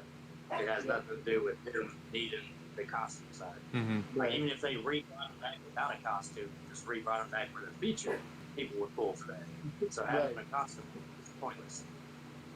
That's a good point. Yeah, Yeah. like why even bother with the costume? And they could just add like a separate portal that has just those two heroes plus nothing but 3 stars from season 1 and a 0.5% chance to pull them. They can still make the money that way. Mm-hmm. And they also had Jabberwock there, another hero that a lot of people chase after. Yeah. But I think the reason that they put the sand costumes out is to try to show people we can give a hero a costume but not make it better. Yeah. So trying to condition us for when they do give Gravemaker a costume, it won't make it better, but it does make it better because you still get the costume stat bonus, like the 5% Yeah. and the great. So it's still going to make it better. But I think it's trying to just give us a stepping stone as the youth community that not all costumes are good. It might just be cosmetic and that's it. They might just get a surfboard and that's it. Yep. Yeah, and even their stat bonus ain't the same as the regular costumes from season 1. like the season ones are 5, 5, 10, and 5%. Theirs is like 3, 3, 7 or something like that. 3, 3, 7, 3. So their stuff ain't even as high in general. But I'm interested in knowing, and I don't know the answer to this, and I haven't looked into it. I don't know if y'all have. But since they're doing it with sand empires, are they going to do it with every seasonal one? So maybe we're going to see it in October and December. Maybe Mother North's going to get a costume. Is that in talks that y'all seen about or no? I haven't seen anything, but I wouldn't be surprised if they rule it out. Because I would like that to do. If they do costumes on all seasonal heroes, that's awesome. But if they just do it for this one, that I don't agree. I don't like it. Right, but so they chose only 2, right? Because there's also Rock. He's in this event. Mm-hmm. Yeah. So, and I'm pretty sure Rock. Yeah, because Rock was the new. What's that? Because Rock was the newest one. Rock Right. wasn't around for the first couple of spring ones, so he was like the already new hero. Right, so my guess is maybe Victor gets a costume in Halloween time, but someone like Wanda can't see him. Oh yeah, perhaps, yeah. Yeah. And then Because maybe, Rhonda and that probably wouldn't need it. yeah, Francine. Yeah, Francine. I would love to have her. That's the only reason why I'm thinking about trying to pull from that one. But Yeah. Yeah, she's a good one. I got her max, I think she's at 19 talent. oh, lucky you. Well, This whoop is de free fucking shot. do, Firestorm. Congratulations. I still like my free Scotty, so I guess I can't complain too much. No Bertilla, no Bertilla. Yeah, no Bertilla. That's the problem, man. I got You're way behind the curve on that one, buddy. Oh yeah, Mark C says, I'm in beta. We report that these costumes were not needed. They still want to release them regardless. I assume he's still talking about the Gravemaker and the Finleys and all that. Hey, Derek, snack chat real quick. I'm going to go use the restroom. I'm going to All right, branch cool. out for a little bit, but y'all keep on with chat. All right. You go handle your business, brother. Yeah, Latimer saying Yeah. Vonda legit. Yeah, Vonda. Yeah? So who were the original Christmas 5 stars? Was it just Santa and Mother North? I wasn't playing the first year that they were I released. feel pretty confident it was just Mother North and Santa. Yeah. Okay. And then they had Buddy and Rudolph to round out the original group, I want to say. Yeah, 'Cause yes. Frosty came later, and so did Krampus. Yes. I can't remember if there was another Christmas one. No, I think that's it. It was Mother North, Santa, Buddy, Rudolph. I believe were the 4 original ones. I think you're correct on that one. And then it was Krampus and then Frost after that. Or Krampus and the Frosty. yeah, Frosty, a 3-star healer. Yeah. Yeah. Okay, so if they follow the pattern, if Victor gets Halloween costume, then maybe Mother North and Santa would be up for Christmas time, but I haven't seen any information on the portals or the chats about that. Yeah, I mean, I haven't heard anything. I mean, I don't know what they could add to Mother North with her costume to make her better than what she is. Aside from the costume bonus. They'd probably change, yeah, so they'd probably just come up with a different effect for her costume altogether, so... Mhm. you know, Now that would be weird. Oh, and Ed and Chad said Carol. Dawn's Empire and Ed said Carol. And also Unholy. A lot of people said Carol was also one that was added. Oh, Carol was that, yeah, Carol, Yeah. how could we forget? Who's Carol? And I pulled her, and I don't even know exactly what she does. And Dakeem, It's just yes. something with exploding present or something. That's what it was, yeah. And I'm not a fan of those things that explode over time. Yeah, they get me sometimes, I'm not gonna lie. Really? Yeah, like I'll be in a tournament, not worrying about it, and then all of a sudden, I'll be worrying about it. All of a sudden you're like, oh, I probably should have been paying attention to this, huh? That's like me in all my fights. What's that countdown at? 1 turn left? Yikes. Like, whoa. All right, bud, man, you feel better? Excellent. Now, beer number 4. So hopefully I don't have to go to the restroom after every beer now. You probably will. Probably will. But that's all right. See, what we're talking about. Oh, yeah, so the following the way things are going now, then it'd be like Victor getting a costume, and then for Christmas, it'd be Mother North and Santa getting a costume.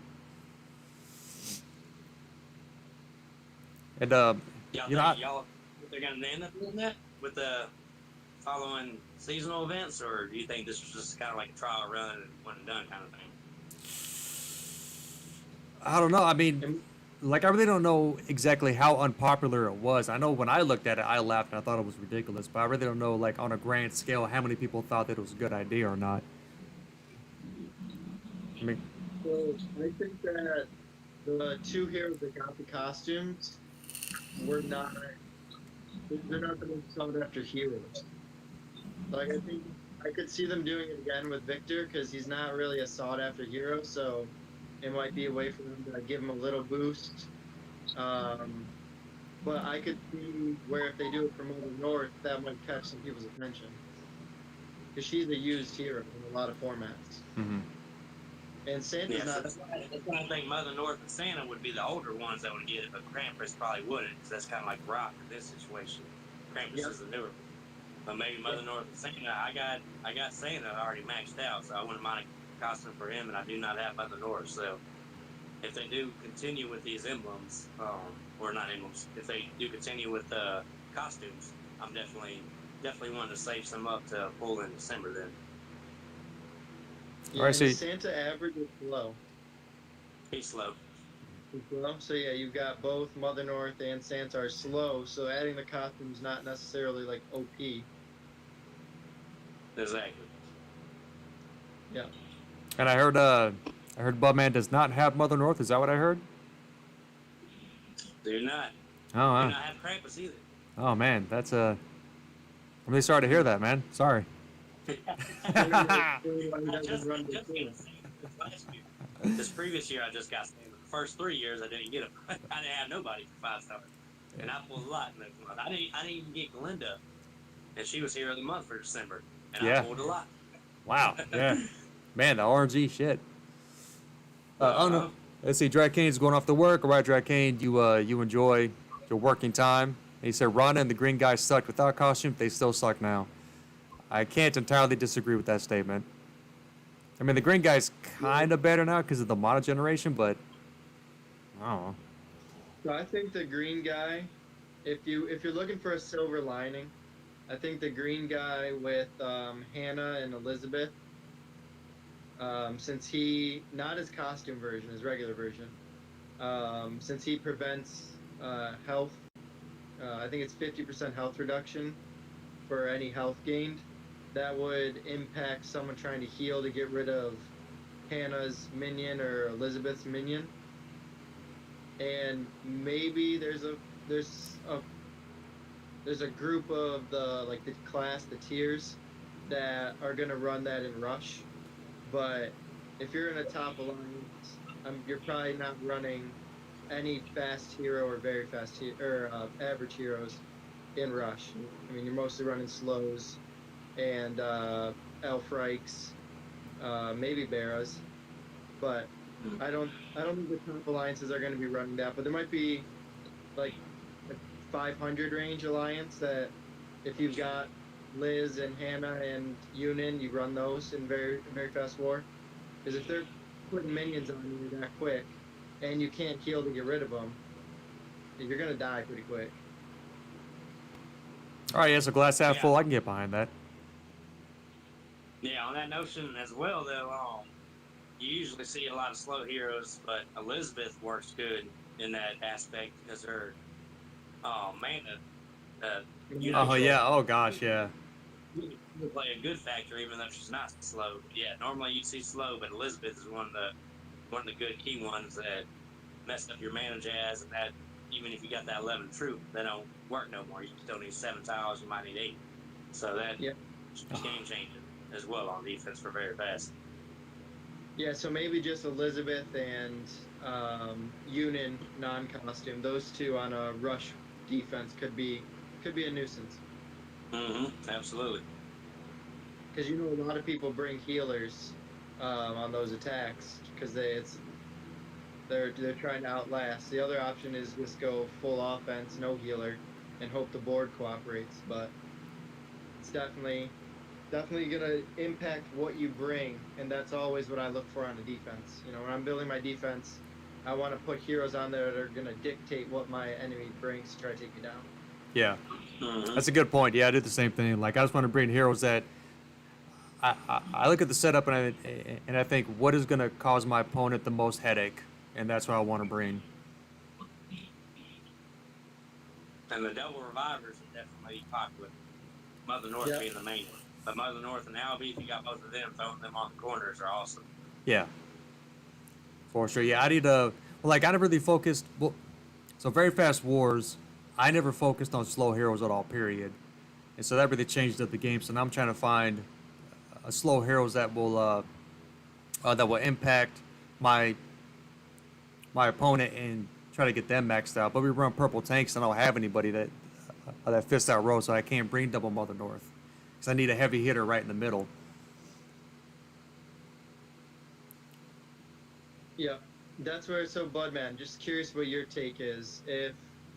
So for Derek's roster, he has Bera, 2 Mother Norths, Bertilla, and an leveled Quintus. He's going to pick 2 greens and 1 purple tank.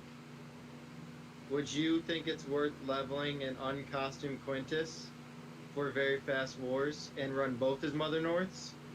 Or would you just stick with what he has leveled, throw Bera at tank, and run 1 Mother North and a Bertilla, or would you still run both Mother Norths and Bera? Yeah, I would do the double Mother North. Mother North's on the corner. She is a pain. Even Mickey can't stop her. She can evade that stuff or whatever she does with her class. Both Mother North. And I don't got Alfreak Ace, so I still run Bera and very fast for me. So I'll do the Bera and the double Mother North, and then probably have a couple of hitters in there. I usually throw in costume Asarnia and costume Aslar for my 2 hitters. But yeah, double revivers over Bera and Bertilla for sure, because they can only target one side. So if they're targeting the left side, so Mother North don't bring nobody back, well, Mickey only does 3. So that right side Mother North can bring people back and give healing plus the minions and all that stuff. So healing on top of healing. So right. Yeah, revivers. Bera's monk, so she can withstand the Mickey stuff, right? As well, yeah. Yeah. Right, damn. So like, maybe that's the biggest issue that we had was the way that we were going to set it up, right? Because we had the Mother North on wing and then the other green on flank. You know, and that kind of dictated what hero that we were going to use. But if we had the 2 greens on the wings, then probably like less of an issue. Because I have Aslar, but he has no emblems on him, but he's maxed out. Yet. He has no emblems on him yet. Yeah, yet. Yet. Yeah. He's probably gonna run. I don't have Mother North, and I still run Heimdall. I do Albie on the left side and then Heimdall on the right side. I still run double revivers as well. I just don't got Mother North. She is the best one of the 3. So having 2 of them is awesome. All right, yeah. So maybe you run Sir Roosely and Aslar. And he'll chain, and Aslar will burn some people. That's a good idea. I always forget about the rooster. That's a good plan, yeah. No, I don't. No. His costume is amazing. I just pulled it actually. This last costume chamber, I pulled him. I pulled the Hero of the Month, and I pulled another costume 5-star. But I didn't get any Sabina costume, and I was pissed. Oh man. Sabina yet? No, I've done probably 150, 200 pulls in the costume chamber over the whole time it's been out, and I still haven't gotten them. Man, Damn, yeah. that's a, I had her for a while Yeah. too, man. Poor Bud, man. He kept telling me. You know what I'm saying? Bud, man told me. He's like, max out costume, I'm telling you. he was legit. He didn't want to listen though. I didn't Like want to listen. always. Yeah. I was like, what does Bud man know? He doesn't know anything.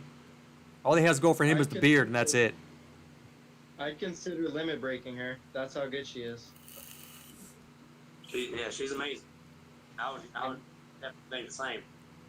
Yeah, she changed the way that I approach raids, man. She is just fantastic. Yeah, and then the fact that she's average, she gets the costume bonus. She's one of those ones that's easier to man break. Don't need that big of a troop. Yep. Only need a level 5 mana Yeah. troop to get her broken to 9. Damn. Yep. And then that's just not factoring her talent node, right? No, that's for any average hero that has a costume. Right. So what mana node does her costume get? What's her costume class? Is it cleric? It's sorcerer, I think. I think non-costume sorcerer. Oh, yeah, I'm not sure then. I think it's But sorcerer. even if it's a 2%, if it's a 2%, then it goes from a level 5 to a level 1. That's what I was gonna say.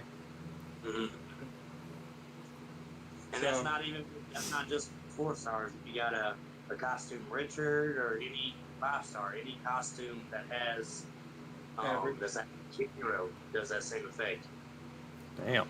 Yeah, so there's a select few, like Druid class or Monk class. There's 3 of them that are the level 20 is the mana node, and we get the 4%. So they don't even need a mana troop to. They don't do one at all. I didn't know that. Yeah, I don't think they need one at all. And in very fast rush attack, you can bring them and they're mana broke. Like, With the level 1. no, they're mana broke with, as long as they have the 4% mana node in a costume, in a rush war, in a rush tournament, 4-star event, where you can't even put mana troops. Yeah, They go yeah, you're up right. in- Oh yeah. You're right. Yep, absolutely. Right, damn. Let's see, Drykane wants to know. 3-star tournaments. Yeah, yeah. So that's nice. What were you gonna say, Derek? Mhm. Drykane wants to know, is Quintus worth leveling with costume, or is he still trash? He's pretty good with the costume, isn't he? I think. I think for if you're running purple tanks, I think he's worthy. I mean, I'm gonna go Elfrike, Killhair, Ursino, Bara, and Costume Quintus for me are about equal. I prefer a punishing hit all tank in Rough Wars. And that same notion bear is still a good one too, because you gain the mana so quick that if you kill her off too quick, if you're running multicolors or whatever like that, you lose your mana instantly. And Yeah. that's 6 tiles and 7 tiles. So she could, some will be a pain in the ass, but yeah, Alfrika is definitely who you want to go for in costume. Quintus, maybe even regular Quintus would be still a pain, like you said, with the hit all. Yeah. I don't see it too often though. We don't see too many of them. That's Yeah, just for the all very depends fast on- wars, right? Yeah. Just very fast, yeah. Yeah, I think I'm sitting at 12, 12 tabards, so I have some options that I could use. And he says, "What's up, people? How's the discussion going so far?" It's going well, Andy. It's going well. Learning some stuff. That's for damn sure. I want to scroll back up in chat, see if you missed anything. Lemon break the beer. It's already limit broken. Hey, I ran out of my 3 bushes. I'm going on to some fancy stuff now, stuff I never tried. I gotta pull out my good beers now. Good beers, a summer break, huh? Uh-huh. Oh yeah, Just got Indiana. lemon All right, Indiana long nuts guy. He had the 3 Alfreak and the 2 Mother Norths. Is that what it was? I thought it was it a Mother North and a Heimdall or 2 Mother Norths? I don't recall. Like, I just recall the 3 owl freaks, and that was it. I thought that was overkill. Yeah, for sure. Roost Source asks, Yang Mai or Lady Loki? Of course, that always begs the question, what other heroes do you have? For me, that's Yang Mai. What was that? Oh, Yang Mai? Yeah, for Yang me, Mai. it's Yang Mai every time over Lady Loki. Right now, the meta when Lady Loki came out was the Gravemaker Tal Vela when she was throwing those ailments back. And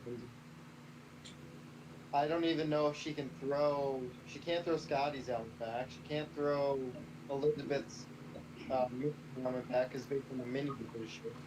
So there's certain things where I don't know if her ability is still useful as it was when she came out and it was Gravemaker Telly. And right now we have Yang Mai, who's fast hero and gives you that little mana boost for your average red, and she can help mana break average speed. So for me, it's Yang Mai, 99 out of 100 times. Where Lady Loki still kind of shines though, because you see it in almost a lot of the higher tiers. You always see free, so you get to throw back that defensive down, which is nice, and then you can go ahead and do your hits and attacks. You don't have to bring somebody that has defensive down and throw it back. But she's mostly only utilized as free. That's the only one that usually you see unless you've got a Gravemaker or something like that on their team. But you don't see too many Gravemakers no more also. But even then, that quick turn and everything is already going to hit you for a turn. So you only got to throw it back for like a turn or two. Mm-hmm. So yeah, Yeah. she was utilized best back in those days when there was that little trio there. But she still has some use these days. I still use her in majority of my wars. I got Yang Mai, just haven't maxed her out or anything, but I haven't tried her out with that. Her main aspect, I like to, like we talked about earlier in the stream, I don't know if y'all just got here or not, but the current situation we are in with the hero of the month, since they give the mana over time, is the best elemental link there is, in my opinion. So she has that one. It makes her come in handy. Yep. So I'd agree with Bud where the troops. I think the reason Budman is more in favor of Lady Loki, especially for the Thrig situation, is because his troops are developed to the point where he's not in need of that small mana gain as much as some of the newer players might need that. So, as we've always said, everything's situational. Everything comes down to your roster and who else you have. But I like that mana gain a lot for newer players. Yeah, because I got Lady Loki and she's maxed out, and I really haven't found a good solid use for her consistently. Like for me personally, she's a little too squishy, and like the timing never really works out well in my favor. I do got like 4 or 5 Yang Mice that I haven't touched yet, but I'm thinking about maxing one of them out. Well, where you can utilize Lady Loki is going against the team with like free, like I said earlier, but also with the Beras. You kind of don't want to kill Bera off. You want to save her for later, so she don't get mana. You can throw back the poison, throw back the non-gain of minions. So whenever her special goes off, she does nothing. She can't gain minions. That's a good point. Yeah. Bera and fruit teams, Lady Loki will come in handy against, but if you're not facing a Bera or free, then she's got a situation. Yeah, it's hard too, because like going against a barrel like a Freight tank, then I'd be Grimble, then I'd be in the Grimble team. And that works out pretty well. And that's probably why I haven't really found a place for it, because I have like teams set up already to take those kinds of heroes on. And she's just not on them. Yeah, she don't work against Freya if you take her against there, but that would be like a Bera specific team. Oh yeah, Barra, sorry. Yep. Yeah, and also not being able to throw back stacks, it is what it is. That does piss me off though. The first time that I tried doing that, I was streaming on a war and I tried doing that, and I was confused. I was like, why is... So she doesn't throw the stack back? I'm like, God damn it. And I'm sure you can guess who it was against. The worst hero in the game. Goddamn Scotty. Yep. But yeah, Firestorm, do you think, like, should I put one of my Yank Mines on the list to start maxing out once I'm done with Frida? I think you should probably do aerial before you. I'll do second aerial? Yeah, I would just. Yeah, I would work on that before getting my. Even to 370, even if you don't have scopes, I would give it a 370 before even starting a yank knife, even if you had rings. Damn. I got rings.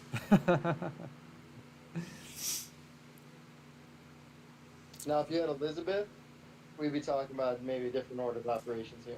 Fuck, man, Elizabeth, man. It's like the man, when I first saw Telly, I was talking so much shit because I'm not that bright. And it was J-Dub that explained exactly what she did, and I was like, oh, and then I saw the whole world exploded. I was like, how did I not see that? And the same thing with Elizabeth. I'm like, fiends, whatever. And they started kicking my ass, and I'm like, oh yeah, okay, this is a problem. I kind of want to pull her now. And everything that hits all and messes with your mana Yeah. is. It's so hard to get rid of, man. That's the main thing too. That's why before Celeria, Ursina was a top tank too, but before that, it was always what's her name? Guinevere. Yeah, Guinevere. Because the mana thing, the mana thing screws you up so bad. And Celeria did the mana thing, so she screws it up just as much. So that's what made her kind of in that superior class with Guinevere and kind of pushed her out, because it lasts for a certain amount of turns. It's not like does it one time and then you can gain it back. It's over the turns that you lose a whole tile. And that one tile from going from 10, even with the mana troop, is totally different. Celeria fucked that up. Oh man. So Unholy Warrior asks, I'm the top 5% of the raid tournament. How are you guys doing? This morning I was in top 1%. How are you guys doing in the raid tournament? Same here, top 1% after my hits this morning. Nice. Yeah, I did my hits maybe like 3 hours ago. I usually do mine in the evening, but I was still in top 1%. My defense is looking at D, but it was just a fun team. I got all 3 of my Scotties on that team. So my defense ain't doing nothing good, but my offense I've only lost 1 time so far. So I'm doing one loss out of 20 ain't bad. Yeah, I got 2 losses right now. And my defense is sitting at a D. Not doing all that great, but you know, what are you gonna do? Yeah, I got 3 losses, and I'm rocking a solid C on defense. So. All right, shit. Nice. Yeah. All right, Latimer asked the tough question. Since summer event for us unlucky enough with Rock and Ronda regular, who to level first? What does Rock even do besides Screech? He cleanses. That's the only reason I know he's at least decent, because there's not a lot of yellow cleansers. But I mean, other than that, I do like me some Reyna. If you had emblems on Reyna, she would be good because she gives that damage over time. She gives that dot damage, so that's nice in my opinion. But like I said, I got her max and I don't use her no more. But I got more than 10 yellow, so she just gets kind of the back burner now. But I utilized her back in the day just for that damage over time, the hit free and everything. And Rock, like, he cleanses, and that's, and then what, like, does sand damage? Yeah, he does sand damage or something. So I know the one advantage, if you had a max Rock, you could bring him on that purple Titan that always kills you with poison. Mm-hmm. And you wouldn't necessarily bring antidotes. You could risk it and bring mana and charge them up as the purple Titan does fire off at you. So it'll save you a Titan spot. It's like a real niche thing, but it is a small plus. But personally, this month being a yellow hero of the month that we've already talked about being a good hero of the month, unless you're sitting at like 11 or 10 plus dart, I'd probably get both of them to 370, play with both of them, see who you like more, see who fits your style, and then if the month ends and you don't get the hero of the month, max the one that you enjoy more. If you do get the hero of the month, put both of them on the side and max the hero of the month. That's Put them both on the side, forget about them, and then max the hero of the month. Mm-hmm. And if you get 2 hero of the month, do 2 of them before you do any of those. I'm man. I'm really hoping I get her now. I wasn't too concerned about it, but now I am.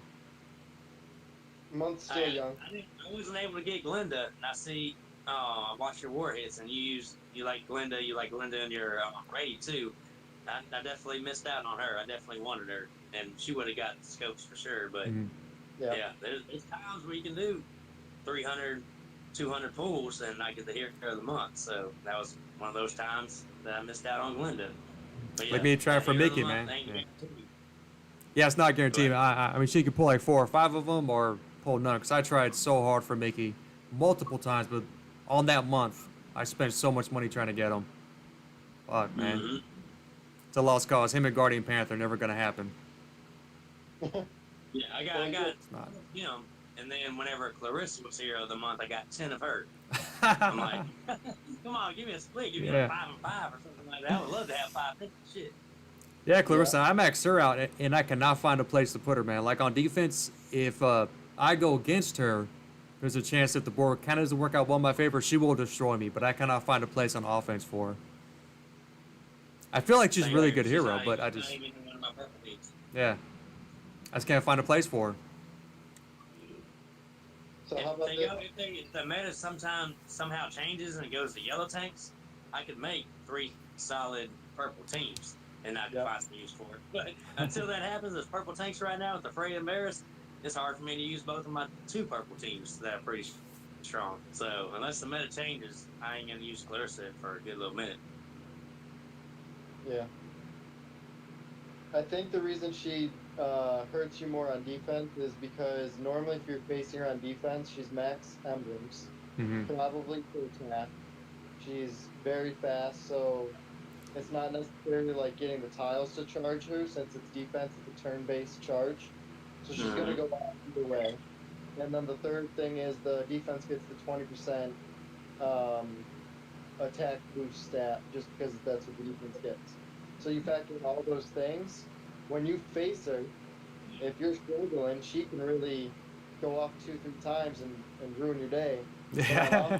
If she's not emblemed, you don't get that 20% bonus, and you're not getting the tiles. I mean, it's kind of squishy. So. All right, the hero of the month last month. Who was that again? Was that? I was about to bring that up right now, for a matter of fact. Go ahead, go on. All right, so creative math nerd. I didn't pull hero of the month last month. Did I miss out? Was the question. Go ahead, Adam. Or not Adam Brown, sorry. Well, I'd say you didn't miss out, but we it's still TBD because I know I did a test where I faced with Scotty and I brought Teleria and the hero of the month, so I intentionally got minions, set Scotty off, so I had the frost damage, and then I set the hero of the month off, and Scotty's frost damage was reflected on all my enemies. So my opponent Scotty killed their own team because I was able to reflect the stat. I wasn't sure, because his card reads he reflects status elements. I wasn't sure if that included stacks. And I found out it does, which is a very big plus if the meta shifts to having more stack damage. So there's a chance in the future, like Grimble, when he first came out, there weren't that many minions. Now there's a lot of minions, a lot of people like Grimble. He has a lot more uses than the day he came out. There's a chance that when this hero of the month came out, there weren't too many heroes doing stack damage. But in the future, there will be. He could be worth more in the future than he is the day's boost. So I'd say it's still TBD. As of right now, I don't think you missed out. I think you probably doing what you got. But 10 months from now, if everything's stack damage, he could be one that people bring off to wars. Well, I covered it. That was my question I was actually going to ask FireStorm here. Because you know the team that we set up for my green. I had a one-on-one conversation with you. If I do a rig, damage all, followed by it's hit 3, and take out Liana, and then bring in my circus chick, you think he would be a good replacement for my Liana? Instead of having a snipe attack 1, have a hit 3 after the 2 freaks go off. So one, I would recommend trying it in raid before you bring it in war. I don't like trying new things in war unless you have to. I'm talking Two, about give him the tonics though. yeah. Before I So, get the tonics, is that team working? You think? so you've got fast, average with Fluffy. I know Frig is fast. Mhm. Fluffy is average. And I believe the Hero of the Month is also average, right? Mm-hmm. The troops to set them all off in 9. Yep. Yeah. So if you have them all to be able to be set off in 9, I would say it's worth giving it a shot. The ideal scenario for you is going to be a fire tank or a bear tank where you're able to set Fluffy off before the frigs, because that's going to reduce the overall HP of the heroes that were on max health. And Mm-hmm. then you go for frig, and then you're probably going to be able to take out 3 if assuming they haven't got a health boost or something before you fire. Right. So I should be able to. I can go ahead and use Fluffy first, hit the side I don't want to take out, and then those 3 should more likely take out a side if there's a little bit of greens on the board. That's my logic behind it. Instead of just having a sniper attack and kill 2, I'll be able to kill 3 instead of 2 with 9 matches. Is my logic behind it. I just want it's insane. Yeah, so my logic is the fact that you've got those 4 heroes charged tells me you've made 3 green matches. The fact that you made 3, which is maybe you made, I don't know, maybe you made a diamond and a dragon bomb, and the diamond's still sitting there, and you didn't want to pop it because you want to use Frig with greens on the board. You got your 9, but you only made 2 matches to get there. The heroes that got hit with the tiles from the diamond creation and the dragon bomb creation are going to be low. Mm-hmm. So that alone is going to 2 of the heroes are going to be able to be taken out by the Hero of the Month after Frake fires twice. Right. So I mean, between the tile damage and the Hero of the Month and the Frigs and Fluffy, yeah, you're definitely taking 3 or 4 heroes at a minimum instead of maybe just the 2 with the Liana. Right. That's my thought process, and that's actually who I'm working on next. My next 5-star that I'm going to max. He was actually one that's popular right now, so that's why I wanted to go ahead and throw it up. I was gonna bring it up, but I guess somebody else did in chat. But yeah, for sure. I don't think in his question or her question, it's not a missed hero. I just don't got a hit 3 that does the same damage. I got Elkin that hits hard in the middle and not so much on the side, no costume, but no other hit 3 for green. So that's why I was mana thing ain't gonna do too much with the hit 3 same damage. Is I think will pair good with both frigs. Yeah, and you've got the chance that you're facing a Bera, and she's got poison damage on him, and you're gonna trickle a little poison damage back after the mollywop you do on the other team. True story.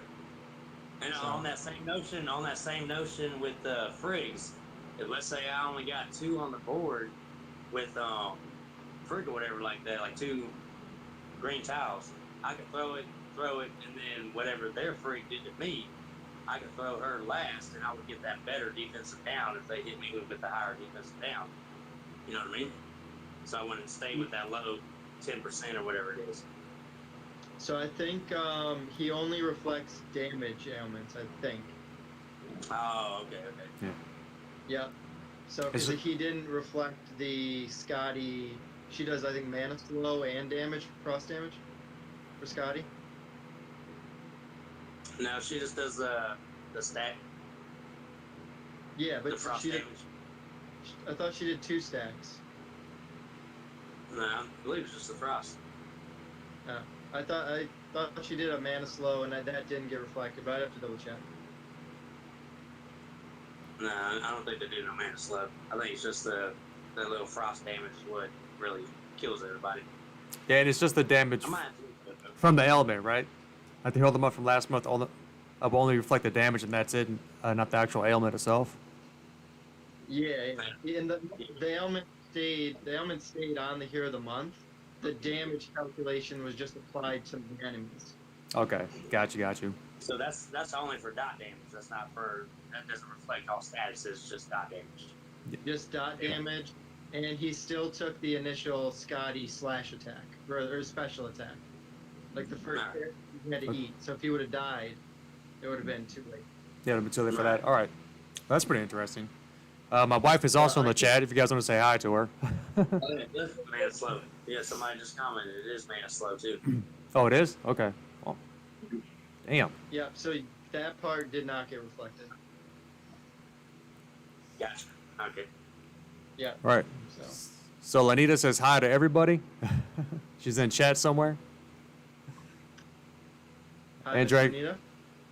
Drake says, "Hello, my wife." And Drake says that the new Shadows event has stack heroes, so maybe that's going to come into play even more so in the future, which probably will be. Yeah, I think doing the research on those, if it's the tournament I'm thinking about or the event I'm thinking about, it's the one where they're all slow. And I think the stats go on themselves, not on, like Scotty's stat goes on your opponent, right? Like if you fire Scotty, nothing happens to your heroes. Yeah. The enemy heroes get. These heroes are going to be like Yang Ma, where the stack goes on your card. Okay. And they, from what I was seeing, it looks like they get a mana boost. So they're every turn there's a chance that they get an increased mana, and every time they fire their special, there's a chance that they get increased mana. And after so many turns, they could go from being slow to being very fast, or maybe even faster than very fast. After so many turns, it's kind of wild.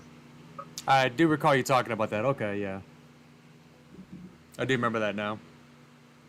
Yeah, personally, I think it's gonna be they're gonna need to like modify the cards so they can't be used in rush attack or something. Otherwise, it's gonna be like I don't know, it's gonna be ridiculous. It's gonna be a fucking nightmare. What it is. Yeah, have you seen the Heroes Blood Man? You talking about the magic ones? I don't know if they're. I don't think it's the Magic event with Sergey. I think it's the. It's something where they're all slow heroes and they look kind of like. I don't know how to describe them. I don't remember any. I don't really look at the cards until they actually come out, to be honest. I know something about the magic ones where it was kind of relevant to the ninjas, where they can stack more mana than their max or whatever like that. In turn 1 was some kind of special, and turn 2 is a total different special. But it's different deals. Different charges, yeah. That one, I like the ninjas in that aspect, but the one you're talking about, I've probably seen, but I don't remember it all. Gotcha. Yeah, I don't remember what event it is. I think it's a couple out. I think the Magic one will come out first, and that one will come out following that. But essentially, imagine a Marjana, and you make her a hit 3, and she only does probably 100 less damage per target. So you have a Marjana who hits 3 at very fast, who then has the ability. This is in Rush War. This is if you take this hero in Rush War. So you have Marjana, very fast, hit 3. Maybe 100 damage less than Marjana's actual hit. And then you make her very fast to start, and by turn 10, she goes off in 3 tiles. That's going to be wild. Right, and what if I told you that was... I'll be doing some bull. The smile on Budman's face, that was just pure joy. That smile on Budman's face. He's like... So yeah, the card I was just telling you about is if you do the stats for embleming a 4-star and limit breaking. So if you take one of the 4 stars that'll be released in that event It'll be as strong as traditional Marjana. Hit 3, not 1, and be able to go off in 6 tiles your first move, opening move, and 3 tiles, not ghosted 3, just 3 straight tiles, and you'll have it again. That's going to be a good hero to have there. That's the one you could utilize the 4-star on offense. Yeah. Yeah, it's gonna be crazy, and I didn't look at all of them, but that was just one that stuck out to me. I was like, wow. Is that the same one with the purple elemental down 4-star, or is that the magic one? No, the magic one has Sergey, and he's the purple panther or purple 4-star panther. Yeah, that's what I need. So he does, from if I remember his card, and this was in beta, so it's subject to change. He doesn't do any damage, but he does defense on his first charge, I think, to all targets, and then he does attack up on his second charge for all allies. But he never does. I'm pretty sure he never does damage. Yeah, I think that's right. But also on that same point, he does it to all. He doesn't do just like the defense down to 1 or defense down to 3. Yeah. He does to everybody. So that's different as well. Yeah, that's going to be good for you. He might be one here that if you get him, you might consider bringing him. Like if they ever go to yellow tanks, the yellow meta, you might bring him to one of your 4-1 purple teams just as a support hero. Mm-hmm. Probably would breaking on him because you face some strong flash attacks to keep him alive, but. Yeah, but he would be utilized also with some good like hit alls like your Sentina and my hit 3s I got and everything. That's like goes perfect hand in hand with each other where you kill off a side and everything, which is the style I like to play. Yeah, definitely. And those are cards that we can't show right now, right? Yeah, because it's still in beta. Yeah, it's still in beta. We can't show. You could pull up the website forums and see it, but I'm more visual, so I like looking at the cards. It's hard for me to follow the website normally. Oh, the forum, yeah. Yeah. And like we mentioned earlier with this damn Salmon Loki that I got, the motherfucker, no matter what they have in beta, they might turn around and give them a completely new kind of card. So it is subject to change. Much. Yeah, we got Wita Pandojo. So what should I do with the fish? I know Bubman got the fish too. Just feed this very expensive hero. And then Latimer responded, don't feed the fish. And then Ed said, bench the fish and you should save it. Then Latimer said, hope for a buff.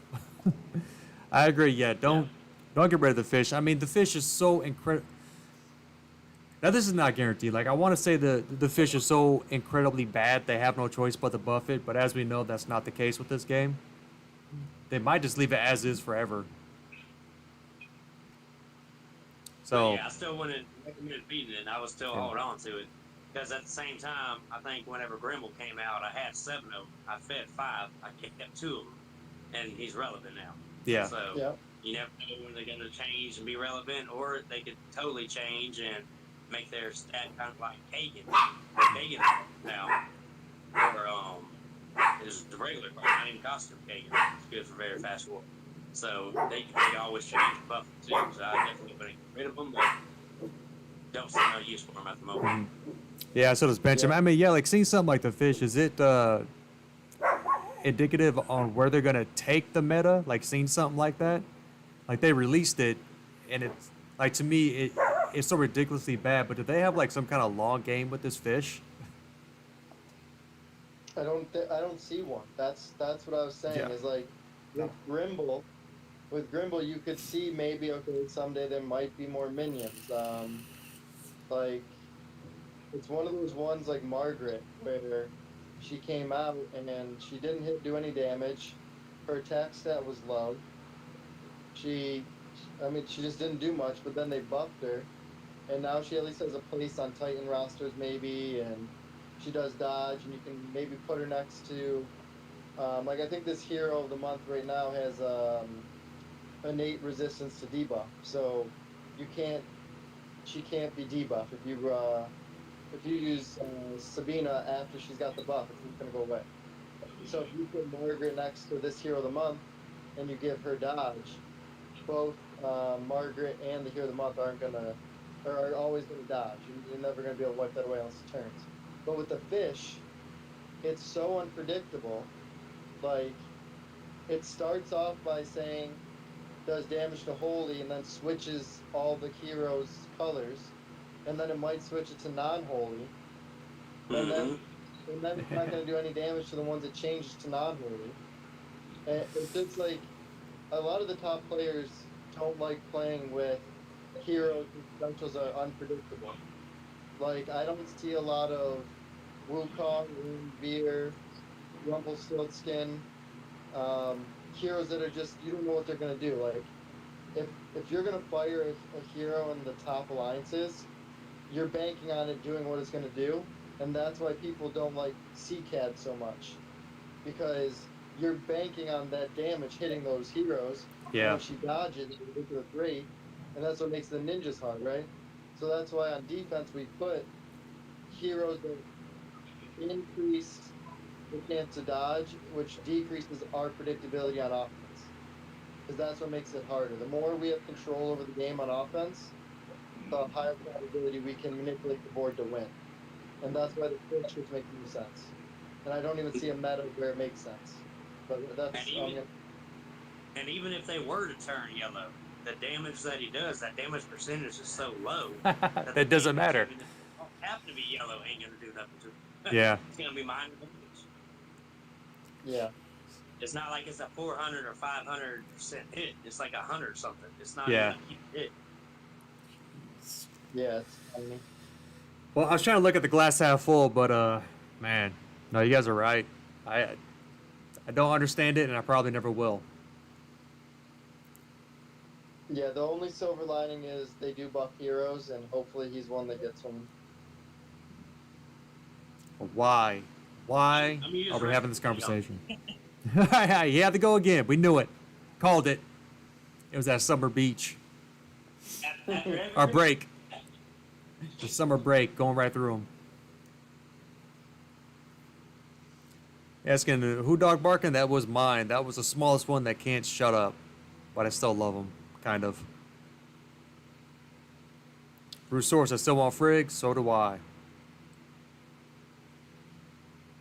And then the shadows will fall. All right, so the stacks are going to be on them, so that's not even going to make a difference when it comes to the hero of the month from last month. But I'm pretty curious to see where they're going to take the Sergei. With them being able to like go off in 6 and then 3 on the rush, that's pretty ridiculous. Yeah, he's going to be a good one. And he's a 4-star, so hopefully he's attainable. And he's going to fix the Holy Titan problem.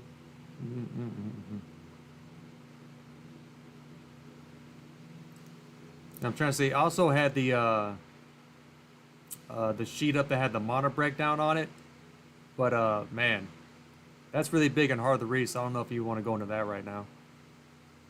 That's right. Yeah, maybe we'll save that one for next time. We're already Yeah. 2 hours. Minutes in, Oh so- shit, yeah, man, 2 hours and 24 minutes. Wowie zowie. Yeah, those watching, if you want to, like and subscribe. This is the hard hitting content you can expect. Yeah, this is the first round. We'll probably have more. Try to work out the kinks. So far, things gone pretty well. Yeah, I was concerned, like the first 5 or 10 minutes, we were having some issues, and then I put the big fan on my laptop, and that seemed to fix most of it. So it's always going to be a hitting issue. I'm going to hop on Amazon and try to find one of those fans that go on the bottom of the laptop, and try keeping it cool that way. Ed asks, what about Zenobia? You guys know who that is? No, I don't even see it. I'm trying to read my chat right now. Oh. Is Zenobia one of the newer ones that have the card? The ones that Yeah. right now? I have to check. Yeah, if you see him respond in chat, let me know. I'm gonna go look at my sources here. Okay. Yeah, I have not. Oh, Jerry lost. See, Jerry said, I just got Frigg. 1 pull. You lucky dog. Nice. So I always go back to my 10 single pulls that I did for Christmas, and I pulled 2 Mother North. I've never topped that. That was fucking ridiculous. I got one decent story like that, where it was the start of the event, and my very first token pull, no gyms or anything, very first token pull I used, I got Finley. That's the only time I ever got something badass like that. My very first one, I was like, damn, that's tight. And he's a good one. I got one for you. The day I started playing this game, my first pull, Dawa. My second pull, Eve. There you go. Damn, nice. Started the game with Evelyn, and I didn't even know what that meant. No idea what I meant at the time, but it was big shit. Yeah, I didn't even know how to level her up. Yeah. I used to want to win through the first 25 levels. I don't know what I was doing. That was the first time. My very first non-season 1 hero was Guinevere, and that's when Guinevere was in her prime, so I looked out there too. That was my very first season 1. Man, when I was first trying to max out Wukong and get him to the final tier, and I was like, where do I find these orbs or whatever? And I actually had to Google it, and I was like, oh, so I can't just farm for them? I was like, oh, shit. And that's when I learned about how to ascend heroes and how long it's going to take me. Yeah. Mm-hmm. And Mark asked me, what alliance am I in? My alliance is Bear-O-Dactyls. Bear/O/Dactyls. That's what we're in. And I think we're still looking for people, aren't we? We're holding off for now because we're waiting on Jason. Is it? Oh yeah, waiting on Jason. Yeah, to see what he has going on. Yeah. So we've currently got 3 spots. He said he might bring 1 or 2 more. So we're holding until the weekend. If the weekend he doesn't come over, then we'll have 3 spots available. All right. And Dry Cane, look at that. Here's one for you. The very first pull of the game when I first started playing, pulled the Wilbur and Mickey bonus. That's a hell of a pull. That's awesome. All right, so we're at 2 hours and 28 minutes. I guess we'll start wrapping it up. Oh, damn, it's already been that long? Yeah. I didn't even notice. Started hanging out. And now my dog's barking at something. Hey, Yeah, shush. I think we can open it up to a few more questions for like the next 10 minutes and then call it a wrap. And if we don't get questions, just wrap it up early. All right, so everybody watching, of course, if you want to like and subscribe, we greatly appreciate it. Of course, we all know the Bubman69 has his own channel, which is slightly better than mine, just by a little bit. Just a little, just a hair. Just a hair. Just the hair of his beard, which is way more majestic than mine. I can't even grow it that long. But you guys got any questions, man? We got 2 of the brightest minds in the game right here. And I'm not one of them. Just keep that in mind. Wait for any questions to come through. So I am going to do some polls in this event for the Black Knight because I'm a weak man. I'm trying to think. I think I'm going to do a 30 pull as well.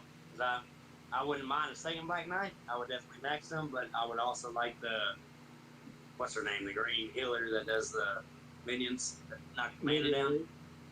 Yeah, Oh yeah, Lady Lake. Oh yeah, the sword minions. Yeah. So Lady the Lake, man, so you get the minions on her and the 2 heroes next to her, but in the double formation on defense, man, if they all get those sword minions, it's a nightmare. Yeah, I like pairing her on defense if you have a taunt hero. So you throw a Black Knight in the front or a Krampus in the front, so that sort of protects her sword minion. And then that's basically the survivability, and then the rest of the team is just attack. And then also this event, because I've done plenty of pulls. I know Derek has too. But this event, I'm still missing Sir Lancelot. I don't got all the 4 stars. Still missing Sir Lancelot. So that's why I want to put it also. I want to get him. His stack is pretty nice for a 4-star event. So Yeah, I have them too. utilize I started the max amount, then I stopped for some reason. Not quite sure why. All right, then Ed It's asked. good with four. Ed asked, does anybody have info on the Red Season 4 Zenobia beta? And we do not at the moment. Yeah, no information on that. Unholy Warrior, tell us how the rat works.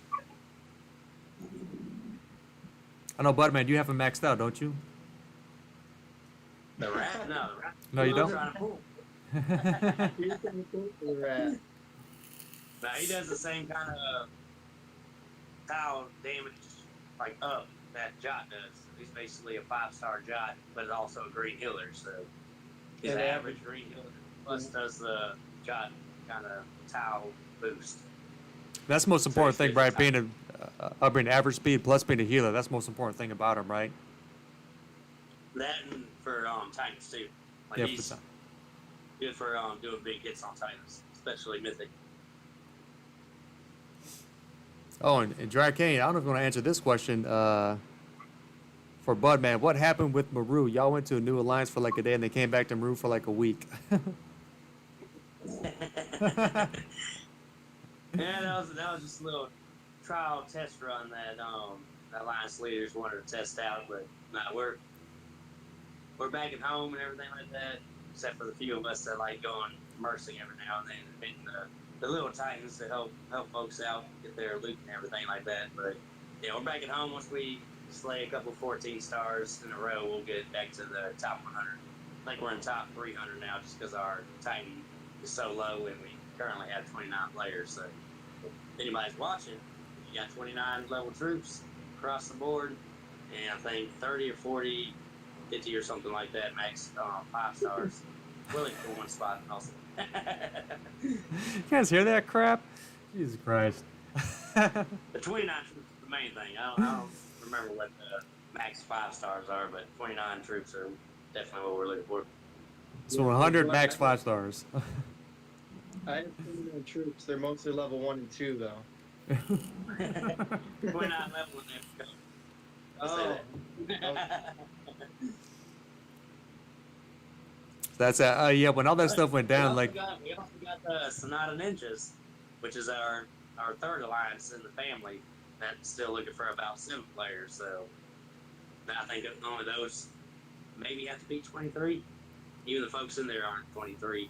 So I think that was a little the lower tier, but we got spots open in the family for everybody on no matter what skill level. So yeah, I was not aware of that. Okay, headshot. I was unaware that you had, you know what I'm saying, had that kind of stuff going on. When we first saw what had happened, me and FireStorm were talking about it like offline, just to ourselves. Like, I wonder what's going on. Yeah, we're just trying to do some testing there, seeing about these new limit breakers and stuff like that. But All right. Although I do notice you're not going into any kind of details. You're like, you let's do some testing. Don't worry about it. You know, we're back. Just doing some stuff. I think what happened, they were doing some testing and they realized it didn't make a difference. That's what I think happened. What happened? What do you think? I said, I think you guys did some testing and you realized it didn't make a difference. So then you went back home. Exactly. So all the people who know what's going on and got mad at you guys, it didn't matter because it didn't change nothing. But all the people who did they just don't know what's going on. But A lot of people would have got mad if we played some easy targets, but we didn't, easy targets. We still face the same folks. yeah, exactly. Because of the way they changed that, so. It looks like we got another one in the chat, Derek. Can Black Knight and Krampus work together? So, when you run 2 taunt heroes on defense, if both of them have taunt active and they're adjacent, heroes that hit 3, if they target one of those, they'll hit both taunt heroes. And you run 2 taunt heroes and you have a hero in between them. So I run Queen of Hearts on my defense, but I run reverse, and they're my 2 wings, which are also my 2 fronts. So you can't target both of them unless you do a hit on them. So someone like Phil if 2 trunks are activated, Brig will hit both. Odin will hit both. Elizabeth will hit both. But someone like Drake will only hit one. Unless they do. If they're next to each other, Drake will still hit 2. That's good to know. I didn't know that. Yeah, I didn't know that, man. Thanks. Thanks, Firestorm. Damn. Good question, Sebastian. So, personally, I wanted to run double Shrub Bear on my defense at one point. And I was hoping that if I had Shrub Bear A up, he would protect my other 4 heroes, including my Shrub Bear B. And then my Shrub Bear B would be protecting my Shrub Bear A. So I was hoping that there'd be a potential loop where no one could fire specials at me because they couldn't target anybody. But it works the opposite, where if you have 2 Chong hitters, they're both targetable. So that was what made me do my test. Okay. And now we know. Damn.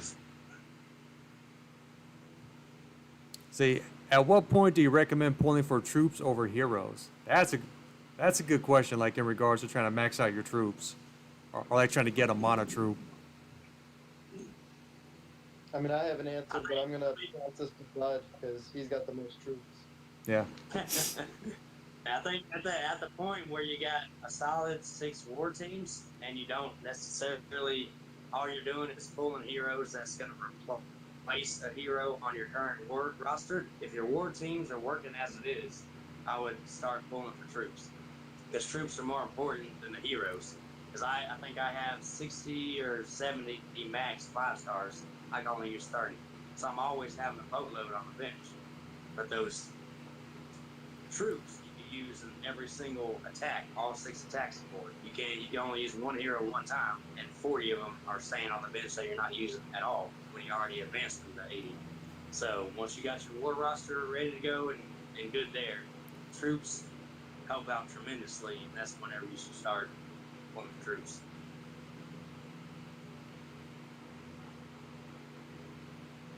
And then, do you prefer using Hero Academy to build 3-star troops, or 2-star troops for feeding, or both? So for me, I run both as being. I'm not going to say I'm cheap to play, but I'm definitely not pay to win. My troops are only levels between 19 and 23, and I'm trying right now to make the push to get my first all the 23. So I'm constantly running both 2 and 3. Just because for me, that's the fastest way I can get feeders. Because I only do pulls during Ninja Power, and I just recently started buying. As Budman said, I was focused on getting my war roster to a point where I can compete. I only have 25 maxed 5 stars currently, and then I have 4 more that are at around 370, and then I've got about 10 4-stars that I use, like Proteus, Costume Blue Tusk, Gully, Wilbur. So I have a few 4-stars that I bring to most wars, and that's my 30 that I have. And now I'm focusing on troops to help make my mana games a little easier, things a little smoother for me. Yes, with the HA, I mean, you can only have 2 things running at once, correct? Yep. All right, yeah, so I just do the 3-star ones, and then I do the Legendary Hero retrain on mine. And I do a 3-star troop. This get how to get the best bang for my buck when I feed on my troops. Yep. Yeah, I was doing the same thing. I was doing nothing but 3 stars and the 2 stars, and then whenever they recently introduced where you could get the costume, I got sucked back into doing the damn last one. So I just started doing. I've only gotten outside of season 1 heroes. I got Neat, which I already have maxed out and everything like that. So I have gotten a non-season 1, but I just started doing that maybe these last 2 weeks. Whenever they introduced the costumes as a possibility. But before that, I was doing nothing but 3-star and 2-star troops, even at my level, because those are, like you said, you use them in all aspects. So getting another hero ain't gonna fantasize me too much. The costume, so I can get costume Marjana, then I'll go. Yeah. I need costume And Leo is what I need. I like to use the 2 and 3 stars to feed my troop. Like I have one at 19 right now, so I'll use the 2 and 3 stars for the 19. But then as I'm playing the levels, I get 1 stars, and I'll give the 1 stars to my next, the one that I'm working on bringing to 11. So I have in red, I have a 19 and a 7. All my 1-star troops get fed to my level 7 red star, and all my 2 and 3s get fed to my level 19 red star. Or red. All right, good stuff, man. A lot of good information. And that's the best way I think you need to go about it too. 'Cause right now, even with my races that I got going on, I think I might have like 8 2-stars left and a boatload of 1-stars. The 1-stars I use to 2-stars in the 3-star tournaments. But even right now, I got a level 29 red troop, a 23, and then my next one is 22. So I'm at that cusp of getting my third one at 23, but I will not do 1-stars. That costs way too much. Yeah. Way too much. Going 22 to 23. So I'm just gonna have to wait 20 or for 2-stars and 3-stars and 4-star extras to feed into it. But do not use your level 1s once you get to that high point, because you're using way too much. It costs over $1 million hand. Those 10 little 1-stars ain't gonna do nothing. Yeah. That's a solid point, yeah. All right, let's get ready to call this a wrap, man. There's a lot of great information. Man, to the Budman69 and the FireStorm Wizard, I really do appreciate you guys coming on, man. It's a wealth of information you guys got. And I learned quite a bit that I did not know. Yeah. Thanks for setting this up, man. Yeah, I definitely think that we should do this another time. This is fun, and we get to get involved with the chat and help folks out and talk about the game that people might not learn. I learned something new today too. with the double time. So I was surprised. I was like, how the hell did I not know that? And I talked to FireStorm. Yeah. You learn something. I'll learn something. So definitely need to do it again. All right, yeah, so for sure, like and subscribe if you do like what we got going on. We're going to keep on doing this. Exactly how often is to be determined. But yeah, thank you guys again so much for coming on, man. This is good shit. Yeah, for sure. Thanks. All right.